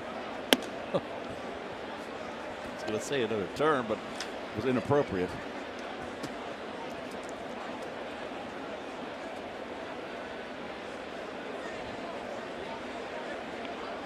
I got a trivia question for you that none of us would ever get. We'll wait till next inning to ask it, though. Gardner waiting for the fly ball, reels it in. It's a 1-2-3 inning for Eovaldi on the top of the 6th. Bartolo Colon goes back to the mound, working with a 4-0 lead.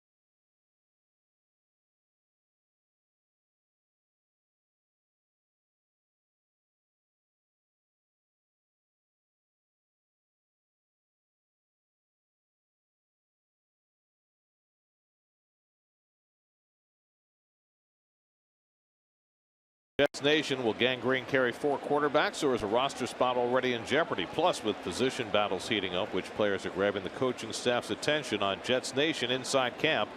New episode Sunday at 7, only on SNY. Third time around the batting order now for Bartolo Colon. Brett Gardner leading off the home sixth. Gardner has struck out looking and grounded out. Strikeout is the only one of the night for Cologne. He's retired the last 7.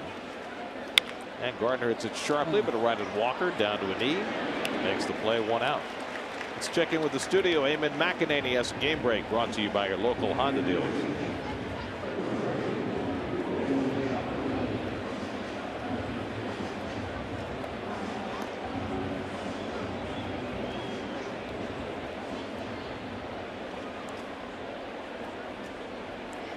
Brandon Finnegan, 6 innings, no runs, 1 hit in the win for the Reds today. So the Mets with a victory could pull within 1 game of the Cardinals for the 2nd wild card spot. Miami is off tonight, so right now the Marlins are even with St. Louis for that 2nd wild card spot behind the Dodgers. Marlins were off and the Nationals were off, right?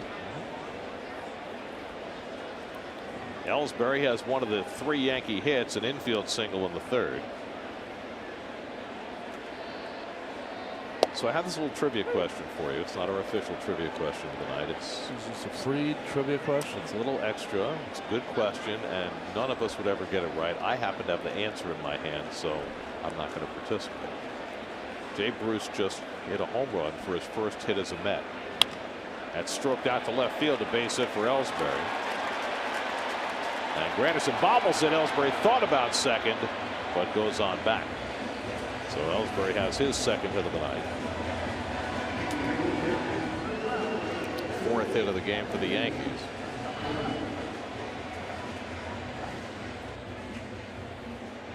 Just a little slap out in the left field. So here's the question. Before Jay Bruce, who was the last player whose first hit as a Met was a home run?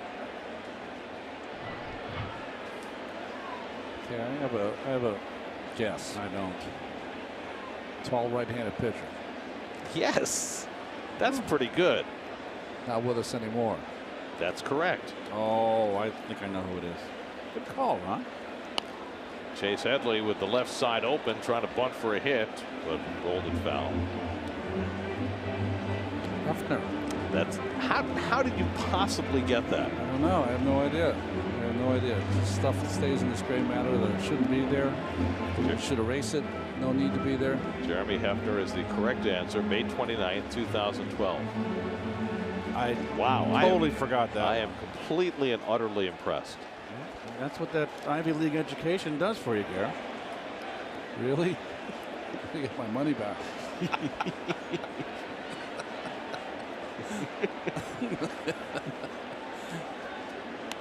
And Headley again trying to bunt for a hit, but comes up empty, and it's 0-2. I mean, not a bad idea, but unable to execute it. Now it's 0-2. You know, education works in mysterious ways. It gives you the opportunity to sit here in this booth and answer trivia questions about pitchers hitting home runs. Maybe that's why I got it, because the pitcher had it. Remember Neil Walker last night, base hit on a bunt, and they gave it to him.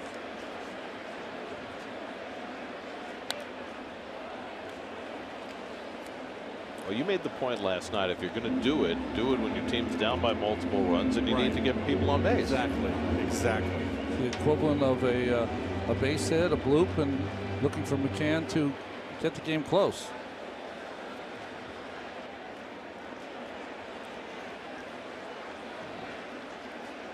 Oh, 0-2 to Headley with 3 infielders on the right side. And Bart comes inside. Couldn't get that 2-seamer to break over. 1-2.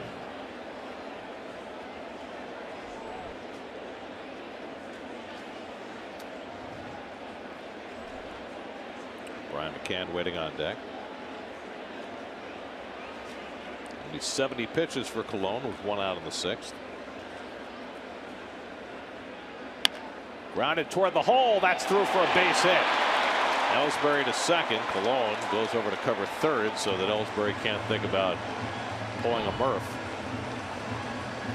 Well, there's the advantage right there with the addition of Jay Bruce, who has a good arm out in right field. This is why, and I know it's a smaller right field here at Yankee Stadium, But that's the importance of having your best arm out in right field. It prevents that first and third situation.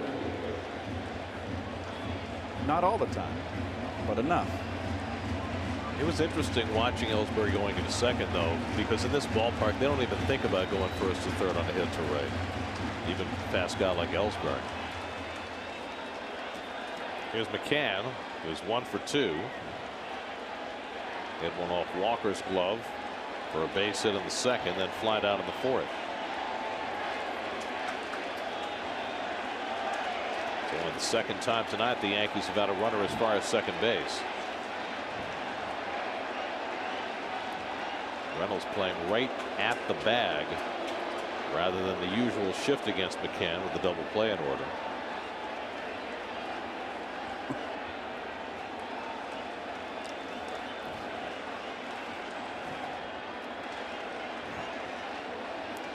Also Robles starting to loosen up in the Mets bullpen. McCann skies one into shallow right. He got under it. Walker circling under it as the infield fly rule was called. 2 out. Now time for your Mets Power Pitchers of the Week, brought to you by East Coast Power and Gas. And what we're going to show you is the average fastball velocity for the current starting 5. From Syndergaard to Cologne and everything in between.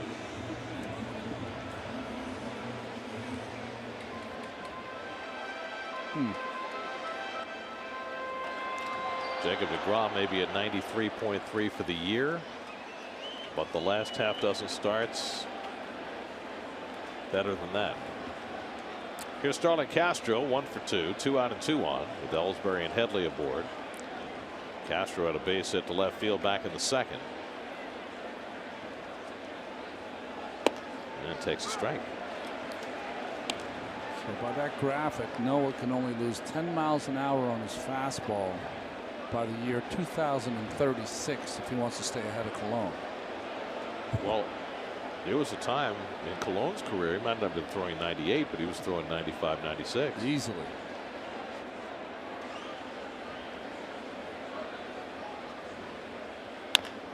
Chop to the left side. Reynolds has the big hop and throws out Castro to end the inning. 6 scoreless innings for Bartolo Colon, and probably more left in the tank. 4-0 Mets after 6.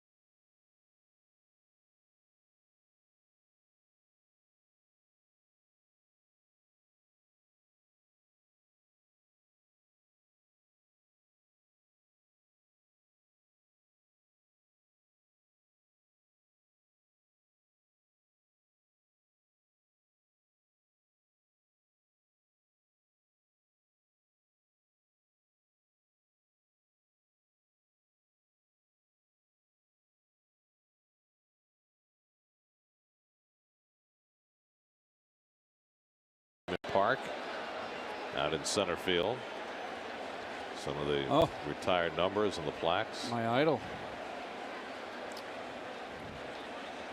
point. You need to look at Thurman Munson's number 15 out there. It's a couple of days past the anniversary of his fatal plane crash. Matt Reynolds grounds out to Chase Headley for the first out in the 7th.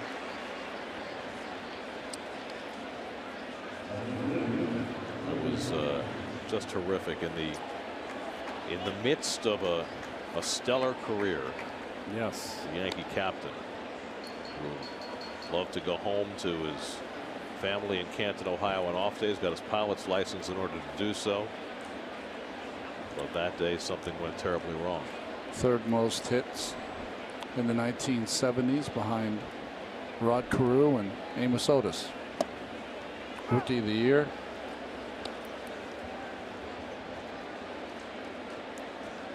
Amos Otis. Well, that's another Met Mulligan. Well, we get Joe Foy in the deal.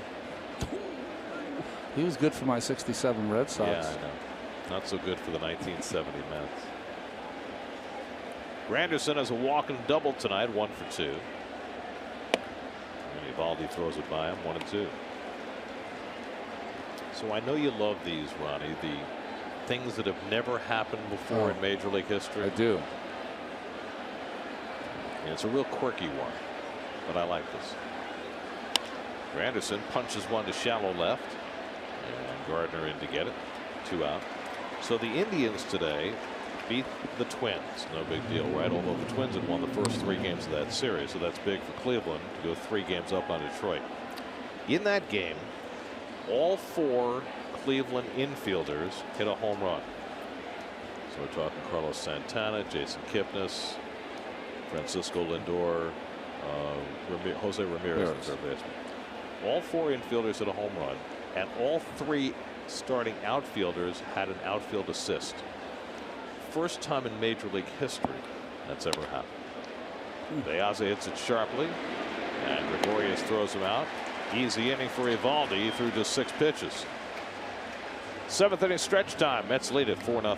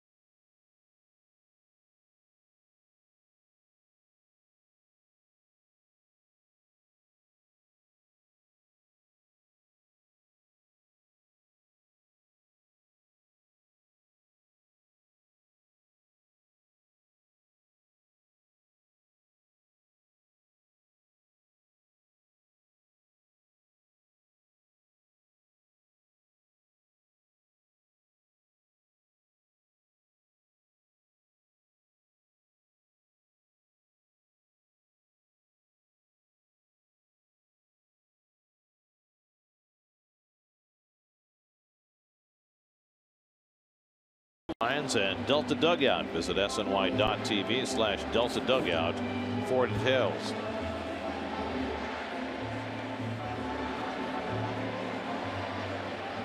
People's United Bank brings in tonight's starters. Bartolo Colon, brilliant so far tonight. 6 scoreless innings, no walks, of course. Nathan Eovaldi had the 1 bad inning, gave up home runs to Kelly Johnson and Jay Bruce to put him in a 4-0 hole. time for our official trivia question, the Verizon trivia question. The only Met pitcher to record a win in the 2000 World Series. Bobby Jones? John No, Franco. John Franco. Bobby Jones started game 4 after the Mets had won game 3. Oh, that's right, the first pitch. First pitch. Jeter hits it out of the ballpark. Series basically over. Jerry Blevins up in the Mets bullpen, although Colon has not looked like he's needed a whole lot of help. And he's only thrown 74 pitches through 6 innings. It is not a hot night. Very comfortable in the low 70s with low humidity. Didi Gregorius will lead off for the Yankees in the 7th. Gregorius has maybe the hardest hit ball of the night. He drilled one to right center field that looked like a gapper in the 4th, and Alejandro De Aza made an out of this world catch to save Colon some angst.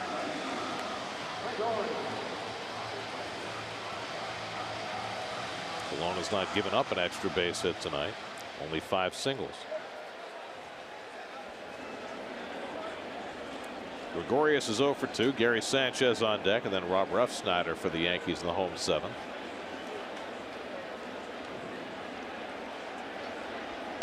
And Gregorius strokes one down the left field line foul.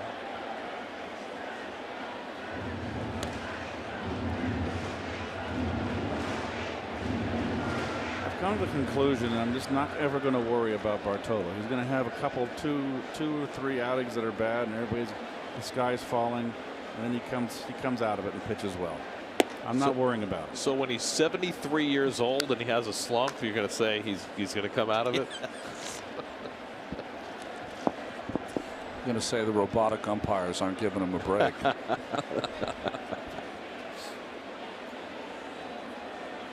I mean, I don't know what Bart intends to do beyond this season, but even with Zach Wheeler and Matt Harvey coming back healthy next year, and the Mets have all 5 of their starters intact, how can you not want to have this guy back for another year?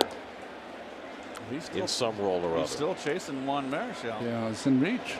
Well, then you would if he really cared about that, yep, he'd have to go someplace where he has a chance to start. Right. Because he's not going to catch Marichal working out of the bullpen. And when you get later in your career, not only a place to start, hit hard, just foul, but also a place where they catch it. They're a winning kind of ball club, you know. Well, he's had his good days and his bad this year, and when he's been good, he's been very, very good.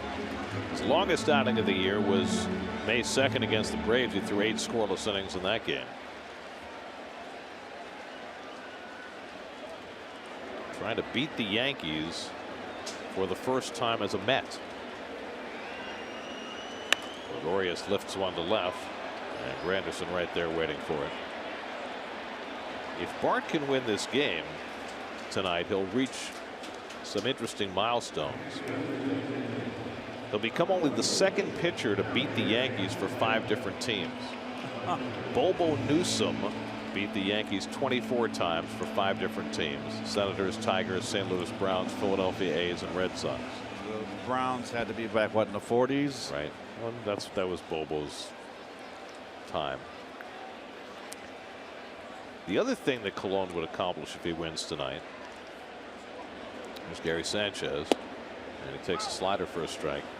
He'd be the first pitcher ever to have wins for both teams in the Subway Series. He beat the Mets as a Yankee in 2011, and now trying to beat the Yankees as a Met. Huh.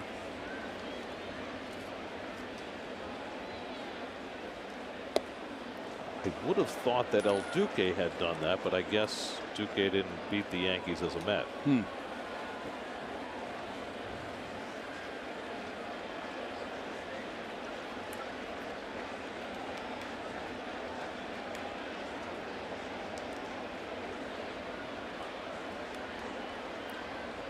Oh, 2 to Sanchez, who's grounded out twice. And takes the breaking ball low.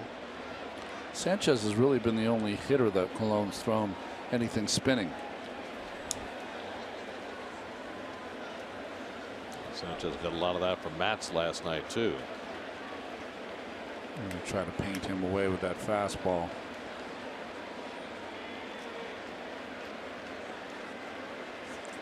predictable.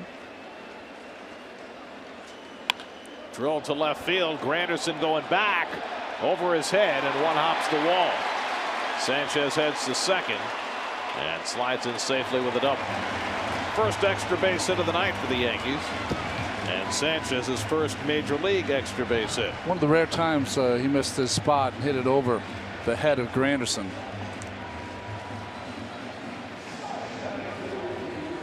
Yankees expecting big things from this big right-handed slugger.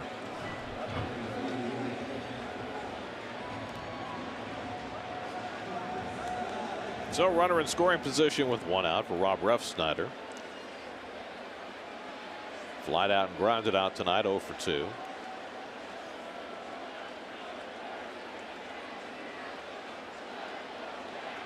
Jerry Blevins continues to work in the Mets bullpen. You got the switch hitting Aaron Hicks on deck, and then the two left-hand hitters, Gardner and Ellsbury. Always hydrate.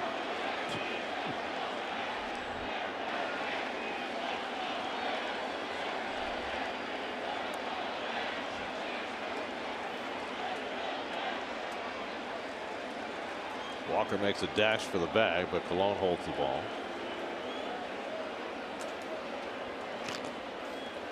For Walker to sprint in that hard, Colon had to probably put that on with his second baseman.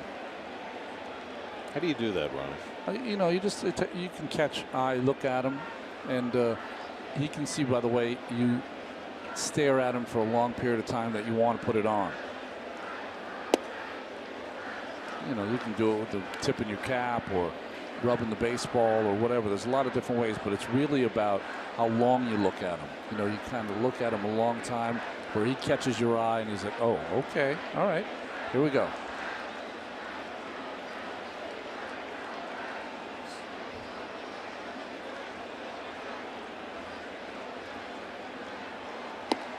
You think with all the variety of shifting these days that pickoff plays at second base have become more difficult, less difficult?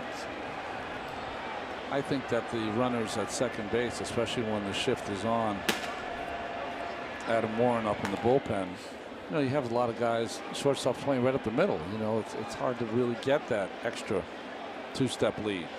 You're not surprising anybody because they're already there to start. 2-1 to Refsnyder. That's on the corner. 2-2.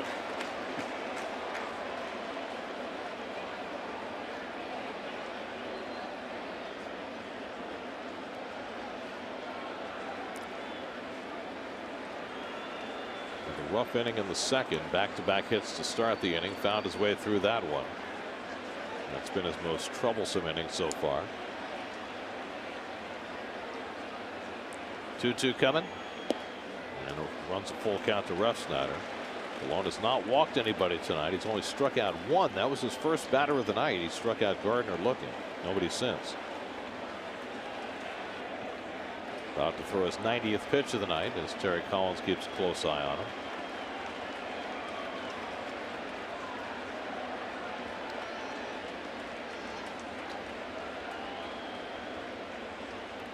Three-two. Line caught by Loney, and back to second goes Sanchez.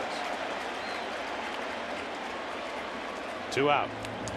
Bartolo just kept that ball away from Refsnyder.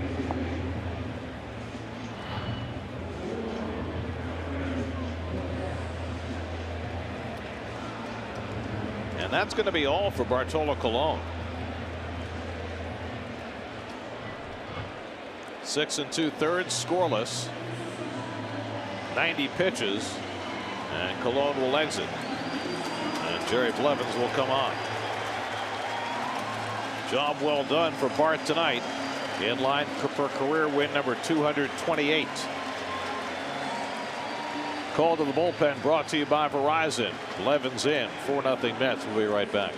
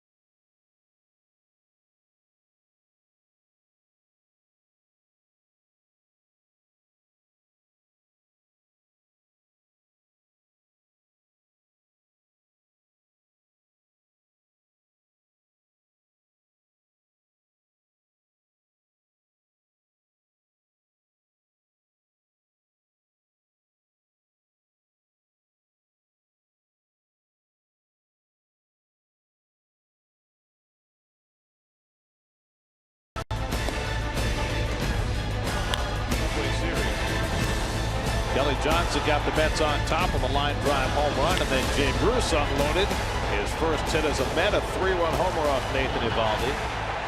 And the Mets have reason to smile tonight, a 4-0 lead in the bottom of the 7th. Cologne done after 6 2/3. Jerry Blevins on to relieve him to face the switch inning Aaron Hicks, who has swung the bat well tonight. A couple of hard outs from the left side, not as proficient a hitter right-handed, and he takes a strike. Well, Jerry's last 2 outings have been a little difficult against Colorado. He didn't pitch well, but he got the win on a Neil Walker 3-run home run, as you see those Jeep numbers, and had a walk in his last appearance and an out against the Yankees. It was Monday night, the first game of this 4-game Subway Series. Sanchez at second and 2 out, and Hicks fouls it off, and quickly Blevins ahead 0-2. Hicks is a right-hand batter, hitting just 131. 224 left-handed coming into the night. So that's why Terry Collins made the move here. And then you've got the 2 left-hand hitters, Gardner and Ellsbury, behind Hicks.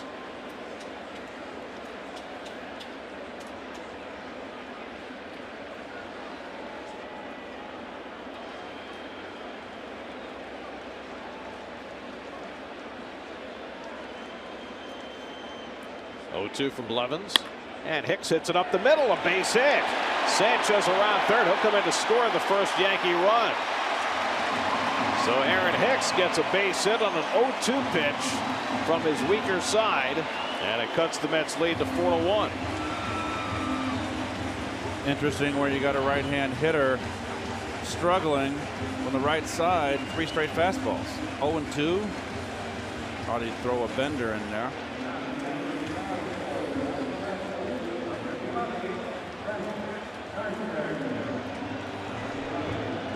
Run is charged to Cologne. So he goes 6 2/3, allows 1 run and 6 hits. No walks, 1 strikeout. Lowers his ERA to 3.46. Now it's Gardner, who drew a walk against Blevins on Monday night. Hicks at first and 2 out. And Gardner hits one off the end of the bat foul.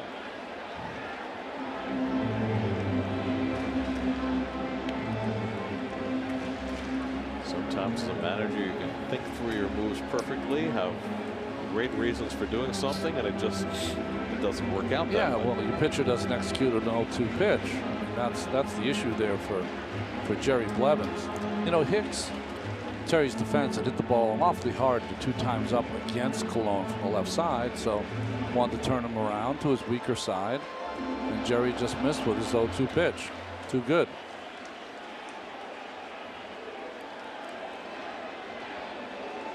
That's bullpen, which has been so strong this year, has had a little bit of a hiccup the last couple of weeks. Familia had a couple of blown saves. Reed had 1 bad outing. Blevins had a couple. Robles with the meltdown last night.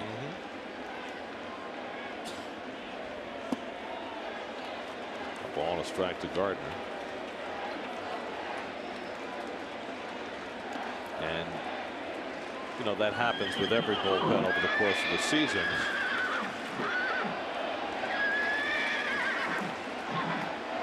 He talks a lot more than he used to. But you wonder how much of that has to do with workload at this point in the season.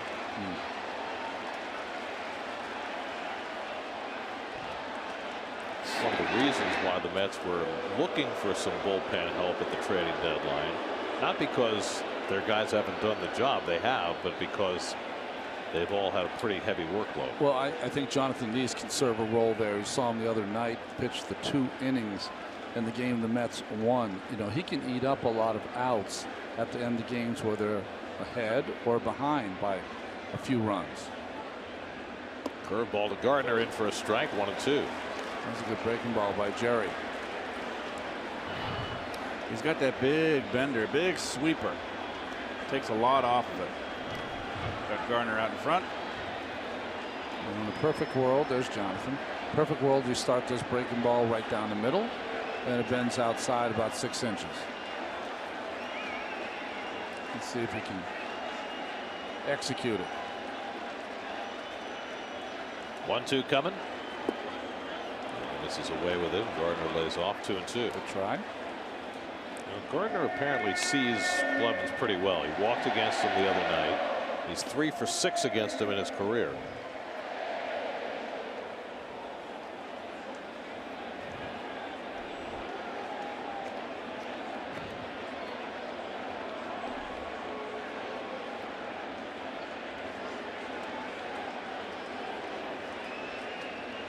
Hicks at 1st and 2 out. A run home for the Yankees in the 7th.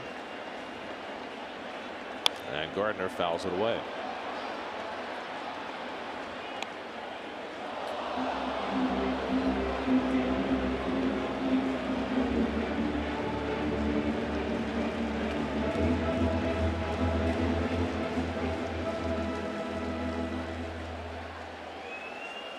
Mets will be heading for Detroit after the game tonight.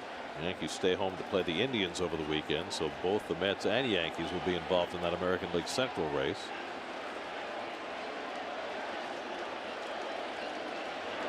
Curveball hit under the glove of Blevins. Behind the bag is Reynolds. The flip to Walker just in time for the force on Hicks. Inning over. Neatly done by Matt Reynolds. We'll wait to see if the Yankees challenge the call. Nice little backhand.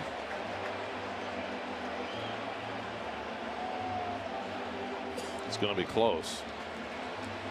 The Yankees will not challenge. So Blevins gets the out after giving up a run scoring hit. 4-1 Mets after 7.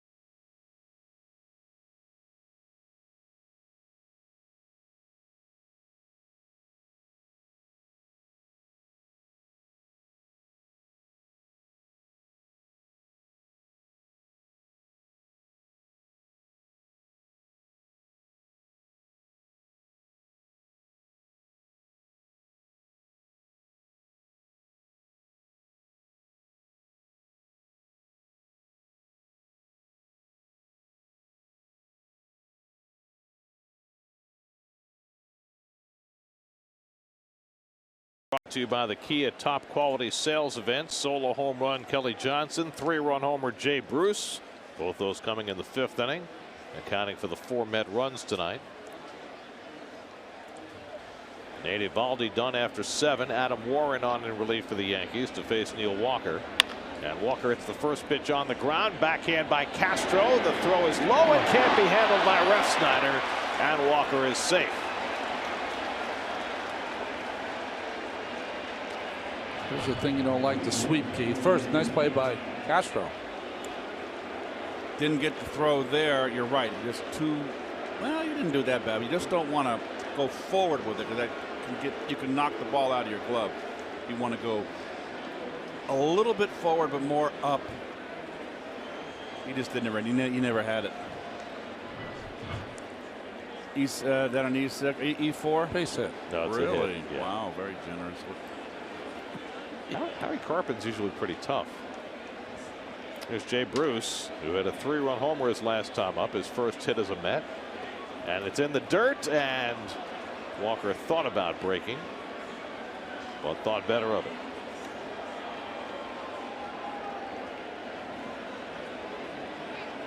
Bruce's home run was his 26th of the year. Now has 83 runs batted in to regain the National League RBI lead.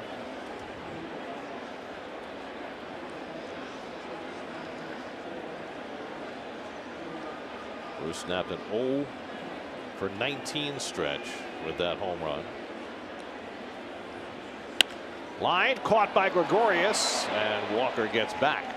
Gregorius perfectly positioned to snag that liner for the first out.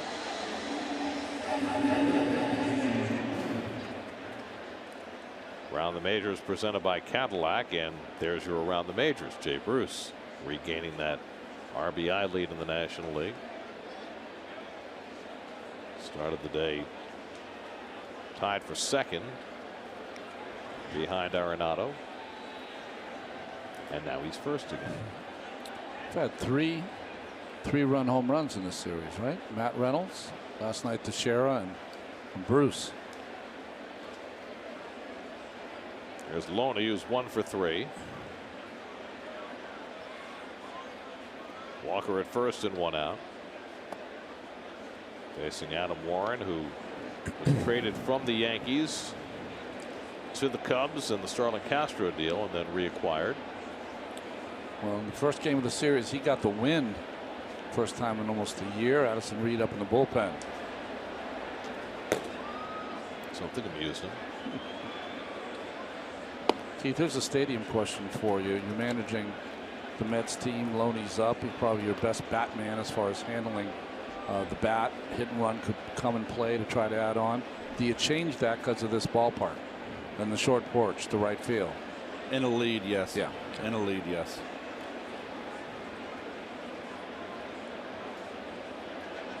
Warren behind 2-0. And now 3-0. Michael Conforto waiting on deck.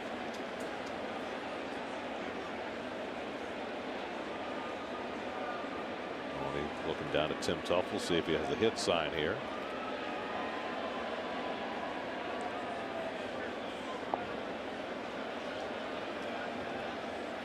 Hmm. 3-1. This is where you'd love to if you're the Mets. The Yankees did it last night. Get that run right back.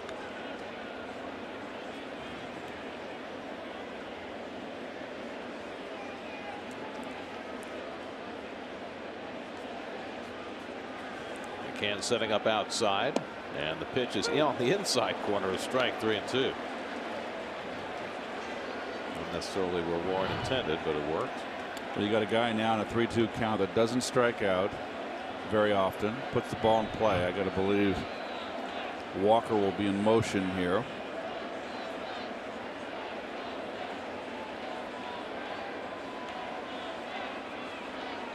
He's going, and Loney fouls it off. Almost a natural call. Good call, Keith. Well, didn't take a rocket scientist to figure that one out. I mean, Loney doesn't strike out. He's been our Mets' best, most consistent hitter, line drive hitter. I'll take my chances that he'll put the ball in play. And Warren's not a big strikeout guy, less than seven strikeouts per 9 innings.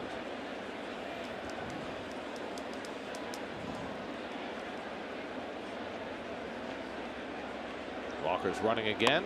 Loney puts it in play down to first. Ref Snyder makes the play. Walker moves to second, 2 out. Fooled Loney on that breaking ball. Was ball 4. Really kind of had a hockey swing at it. He got completely fooled.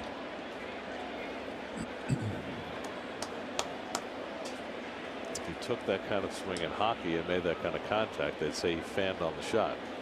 Fanned on the shot? Is that what it's called in hockey?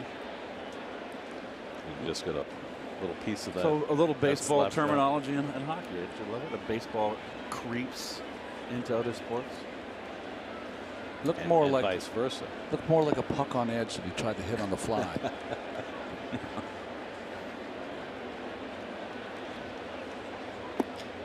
Conforto swings over it. Almost like Teixeira last night when he went after that ground ball. He lost his edge.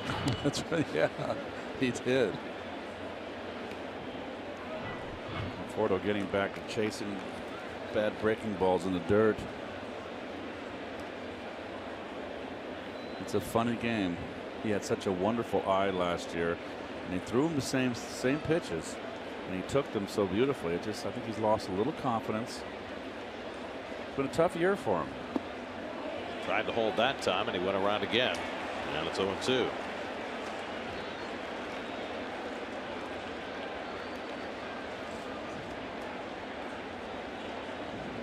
almost have to know in this situation. Warren is a veteran pitcher.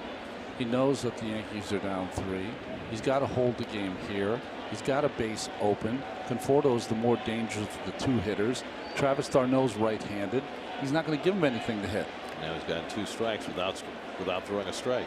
Those are the things that I guess he'll learn.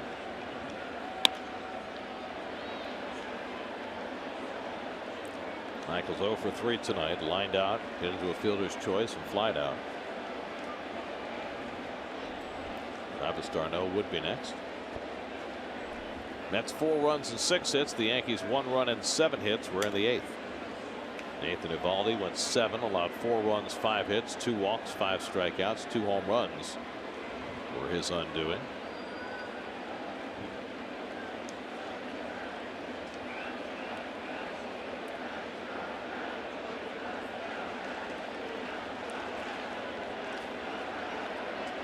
Doesn't that say it all? But you know, you could say the same about the Mets team. 15-7 in April, 40-45 since. Lawrence strikes out Conforto to end the inning. Walker's left stranded. We go to the bottom of the 8th at Yankee Stadium. The Mets up 4-1.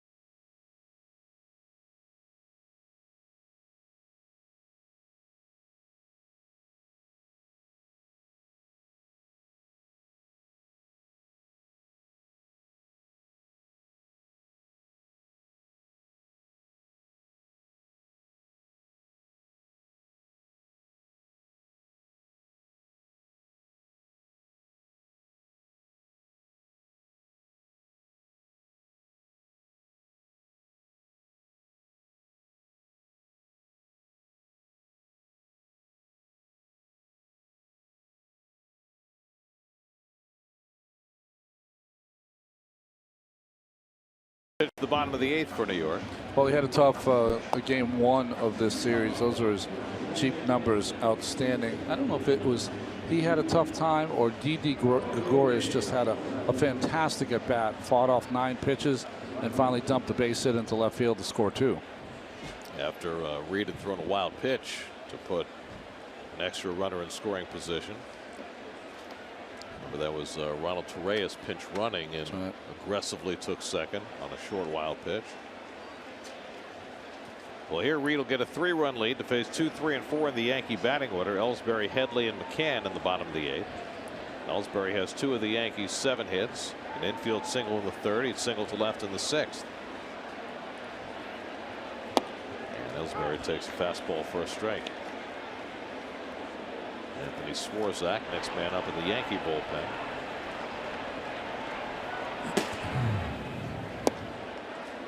And Reed quickly ahead on Ellsbury, 0-2.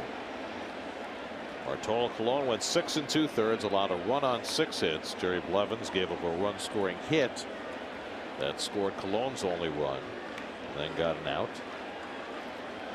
And now Reed picking it up in the 8th.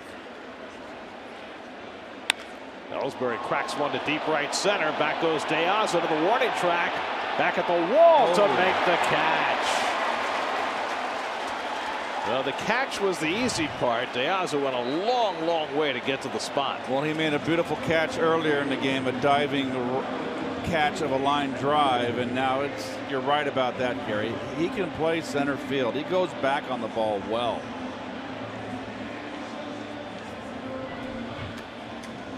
A couple of not so good 0-2 pitches the last couple innings by Blevins and there by Reed. So one long out to start the home 8th. Here's Chase Headley, who singled to right his last time up. And a fastball strike, 0-1. Let's check in with Steve. Gary, we've seen the quick pitch become a weapon for Addison Reed this season. The origin of the pitch itself has humble beginnings for Reed. It actually just happened. He doesn't remember the exact batter, but in April, Reed remembers coming set to the belt and looking in, seeing that the batter wasn't set and thinking to himself, if I can throw the pitch right now, it'd be an easy strike.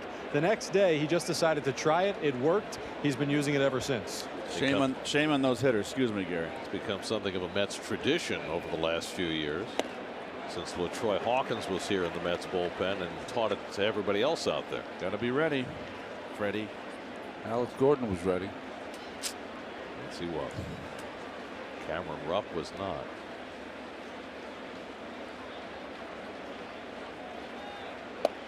On the outside corner, and Headley's caught looking for the second out.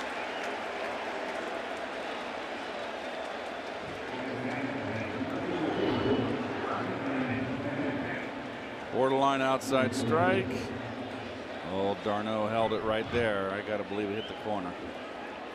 So 0-2 out and nobody on. Now McCann, who had a base hit against Reed on Monday night. McCann's 1 for 3 tonight and takes a slider for a strike.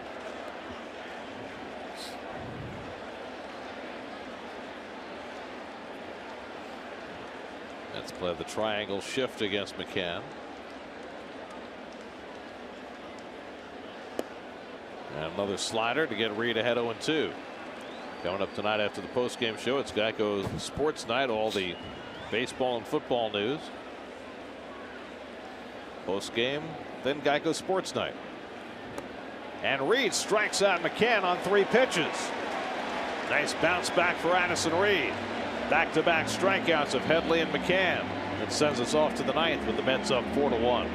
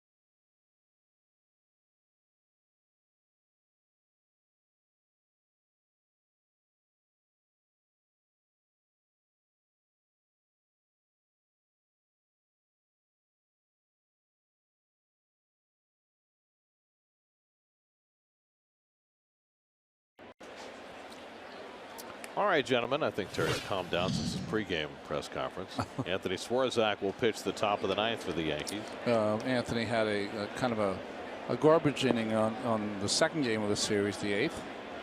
Gave up a hit, retired the side. Travis d'Arnaud leads off the top of the 9th. Travis is 1 for 3 tonight, singled back in the second, and takes on the corner from Swarzak.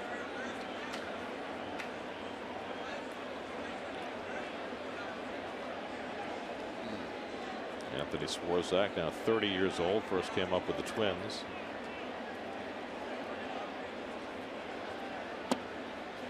And quickly ahead on d'Arnaud, 0-2.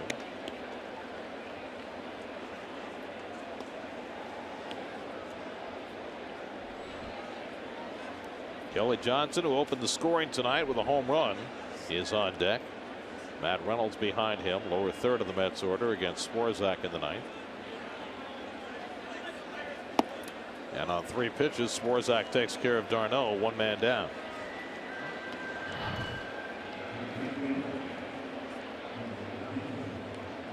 Chasing the bad slider.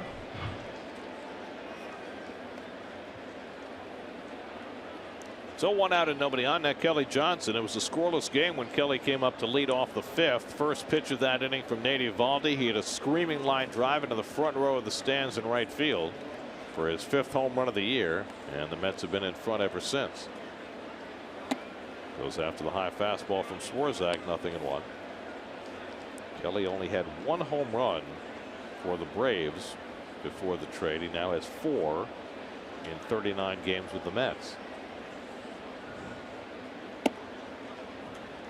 It's pretty much the same trajectory his season took last year, right, where his season took off as a Met. Gary's familiar, getting ready for the save chance in the bottom of the 9th.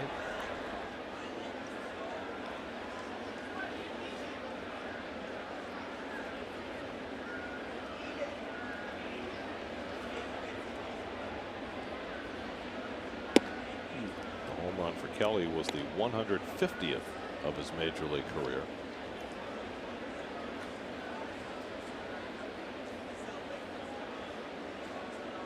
Johnson is a former Yankee. He's a former everything in the American League East. Pops one up. And Headley tracking it. 2 out.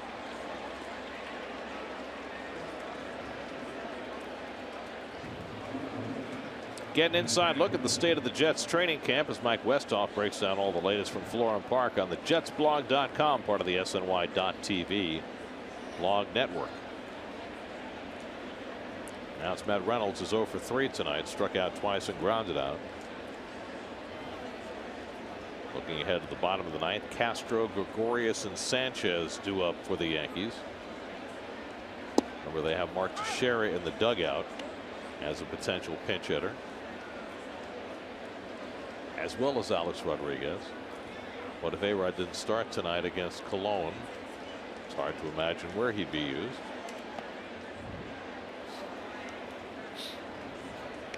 Did you hear what Joe Girardi's rationale for not starting A-Rod against Cologne tonight was? I did hear it. I didn't believe he said it, but I did hear it. A-Rod has more home runs against Cologne than any other batter. He's at 8 of them, and Girardi said, well, those were numbers from a long time ago. What have you done for me lately? If that, if anything's got to signify to you as a player that the pine will be your friend for the next couple of months. Pine or the street, You got to one or find the other. Well, You got to find where the bench is sanded, not where the splinters are. I mean, if they're not going to use them, why don't they just let them go? Let them go play for somebody else. yeah, the Rockies ate Regis's contract, right? I mean, in the grand scheme of things, what Alex makes this year and next year is, it's a lot of money in the real world, but in Yankee world, is it that much? 3-2 now to Reynolds. That's a heck of a lot of money. but I know what you're saying. But if he's That's not going to play, relative. you got to pay him either way.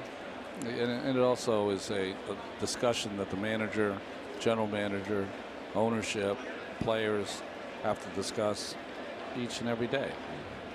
It's what in the business world is called a sunk cost. Strike 3 called. Reynolds caught looking to end the inning.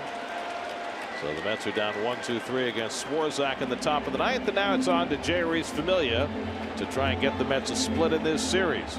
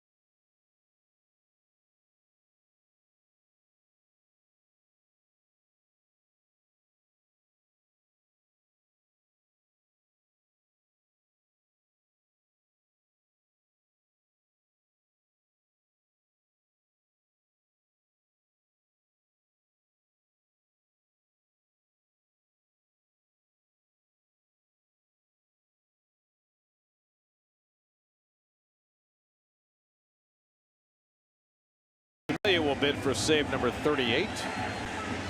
Pitched in the first game of this series, pitched the 9th inning with the game tied. Clean inning. That is 37th save Sunday against the Rockies after the 2 blown saves earlier in the week. He'll face Starlin Castro, Didi Gregorius, and Gary Sanchez, the 3 scheduled hitters in the last of the 9th. That's if they can get a victory, will pull back to within 1 game of the Cardinals and the Marlins for the 2nd wild card spot, heading into their series in Detroit starting tomorrow night with Noah Syndergaard on the mound. Castro's 1 for 3, singled back in the 2nd. Since then he's flied out and grounded out. Familia trying to save it for Bartolo Colon and get him his 10th win. And Castro takes a slider for a strike. He was bailing out.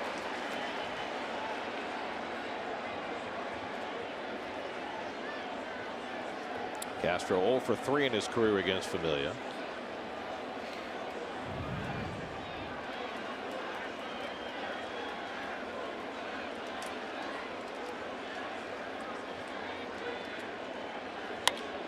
In the air, left field. Granderson coming toward the line. 1 out.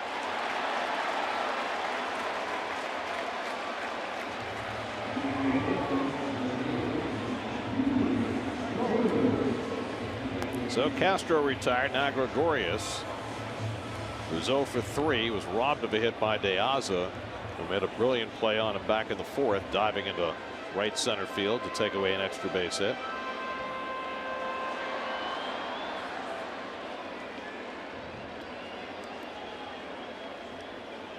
Colon went 6 2/3, allowed a run on 6 hits, in line for his 228th career win.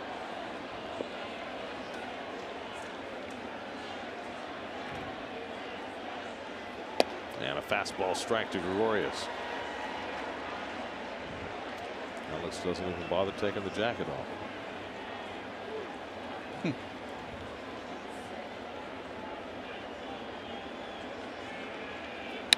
Lined over short, base hit. So Gregorius has the Yankees' 8th hit of the night. And the Yankees have a 1-out base run. Well, that ball was scalded. A scalded dog right here. Sinker that didn't sink. Right with it. Yeah, that one at bat with the bases loaded in the first game, that was not a good at bat. That he had a chance of knocking the run and struck out. Other than that, every at bat has been good. Well, here is Sanchez, who banged one off the fence in left field for a double and scored the only Yankee run in the 7th.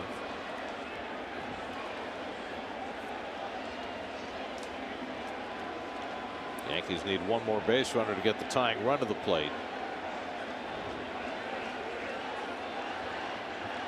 And if they get the tying run to the plate, it's hard to believe that Joe Girardi wouldn't use Mark Teixeira.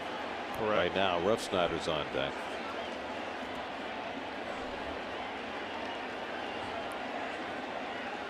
And behind Refsnyder is the number 9 hitter, Aaron Hicks.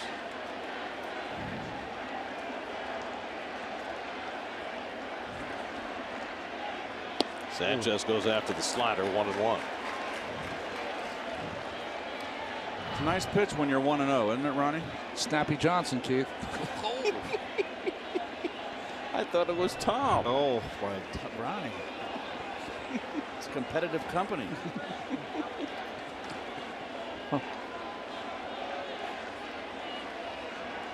One and one to Sanchez.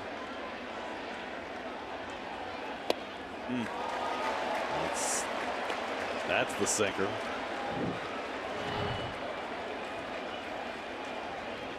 It's a pitch that gets hitters worried. Right-hand hitters.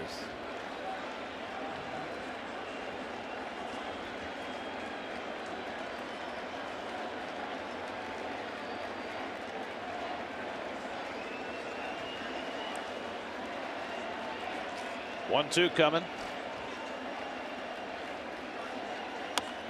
Slowly hit foul.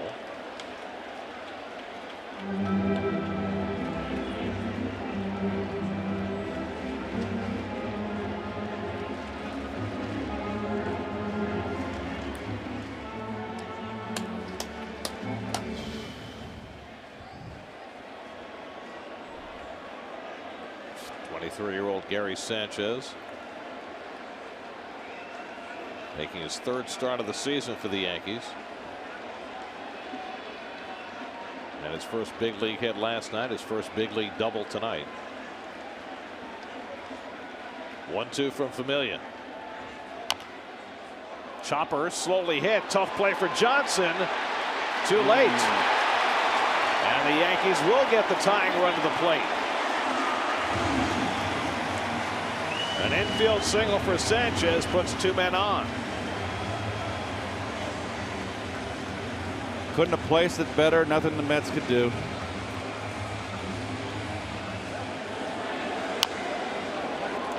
Well, this kind of tells me that Teixeira can't play. I mean, he could bat for the guy in his place, Refsnyder at first base. I mean, Refsnyder's hit the ball hard a couple of times, but he's got 116 at bats this year with no home runs. And Teixeira has over 400 long balls. So Familia with some work to do. Gregorius at second, Sanchez at first, Refsnyder the tying run at the plate. Aaron Hicks, the number 9 hitter, a switch hitter on deck.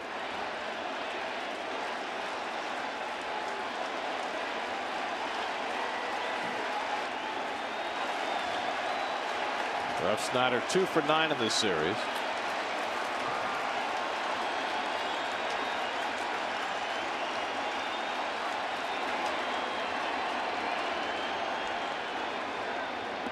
And he takes the slider out of the strike zone, ball 1.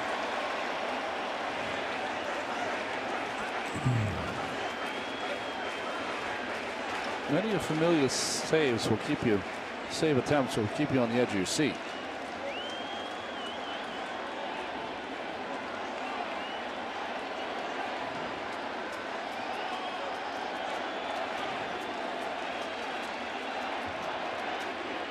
Remember when Earl Weaver was managing in Baltimore? He had a closer named Don Stanhouse. Yeah. Earl was a smoker, and he referred to Stanhouse as full pack.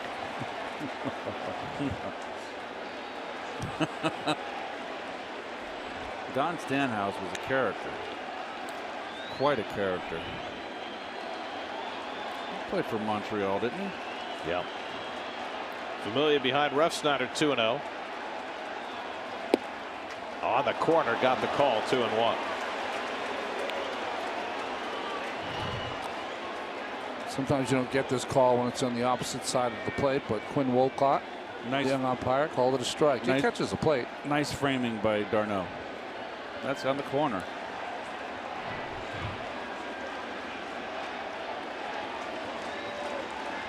Gregorius at second, Sanchez at first, 1 out. 2-1 to Refsnyder. Dribbled, foul. So Sanchez got his hit. Now it's 2-2.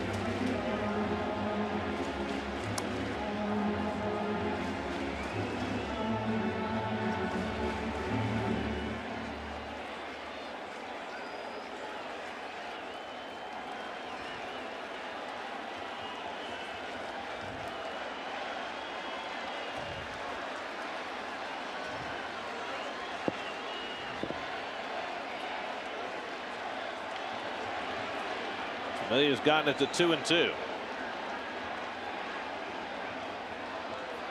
Ground ball down to third. Johnson right at the bag for one. Throws it across. Double play and the ball game is over.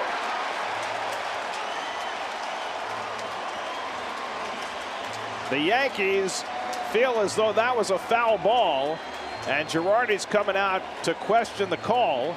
The Mets are celebrating. Girardi is arguing. It's not a reviewable play. Fair or foul in front of the base umpire is not reviewable. And the umpires are taking their exit. The Mets have won the ball game to split the series. Familia saves it for Cologne. Here's the game-ending double play.